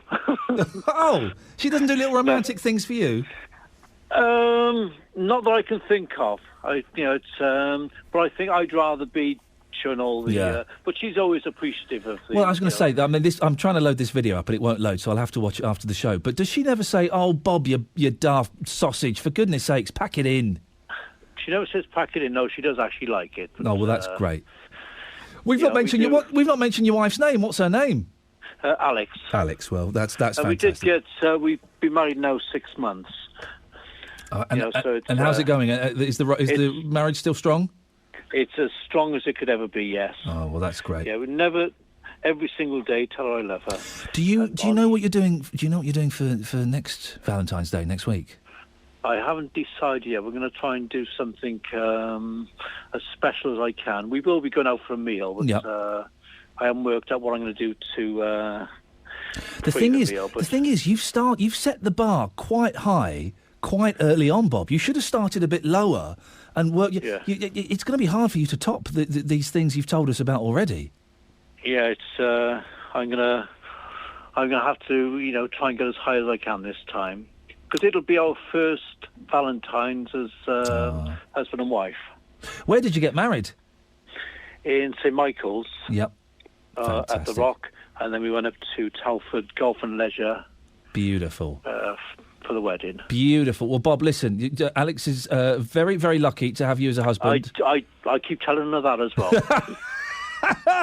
Listen, have a cracking weekend and enjoy your Valentine's Day. Nice to talk to you, mate. All right. Thank All you, right, Bob. thanks too much. There we go. But if you want to see the YouTube video, what a surprise! The BBC computers here are particularly slow as well. If you want to see the YouTube video, it's on there. Type in Bob Doyle, Bruno Mars. It's had 93,500 hits. That's incredible. The very best wedding proposal you will ever see, shown to the whole school where she works. Watch her reaction. So funny. It's a lot of pressure, I think, to put on someone to propose in front of people. It's always like on Trisha or Jeremy Kyle or That's Life. Trisha, that shows how old I am. That's Life. It shows it even more. When they're talking to someone, and you've got one more thing you want to say. Yes, and then they turn around and get on their knee. I'd just like to ask Janine to marry me, please. It's a lot of pressure proposing to someone in front of lots of people. I think it should be a private thing. I proposed to my wife by a lake in Japan at the foot of Mount Fuji. Yes, yes. I know how to work these things. Right. Don't know how to work these computers, but I know how to work the romance. We got there in the end. That's it. That's your lot. Thank you, everybody who took part in the show today. Some amazing phone calls, some great emails and texts as well. If you want to email me in the week, you're more than welcome to. ian.lee@bbc.co.uk. Maybe you've got something you think we should be talking about on the show. Let me know, and we might give you a call to discuss it further. Right, I shall shut up. We'll have the news, and then we'll have Daz Hale early kick-off from 12.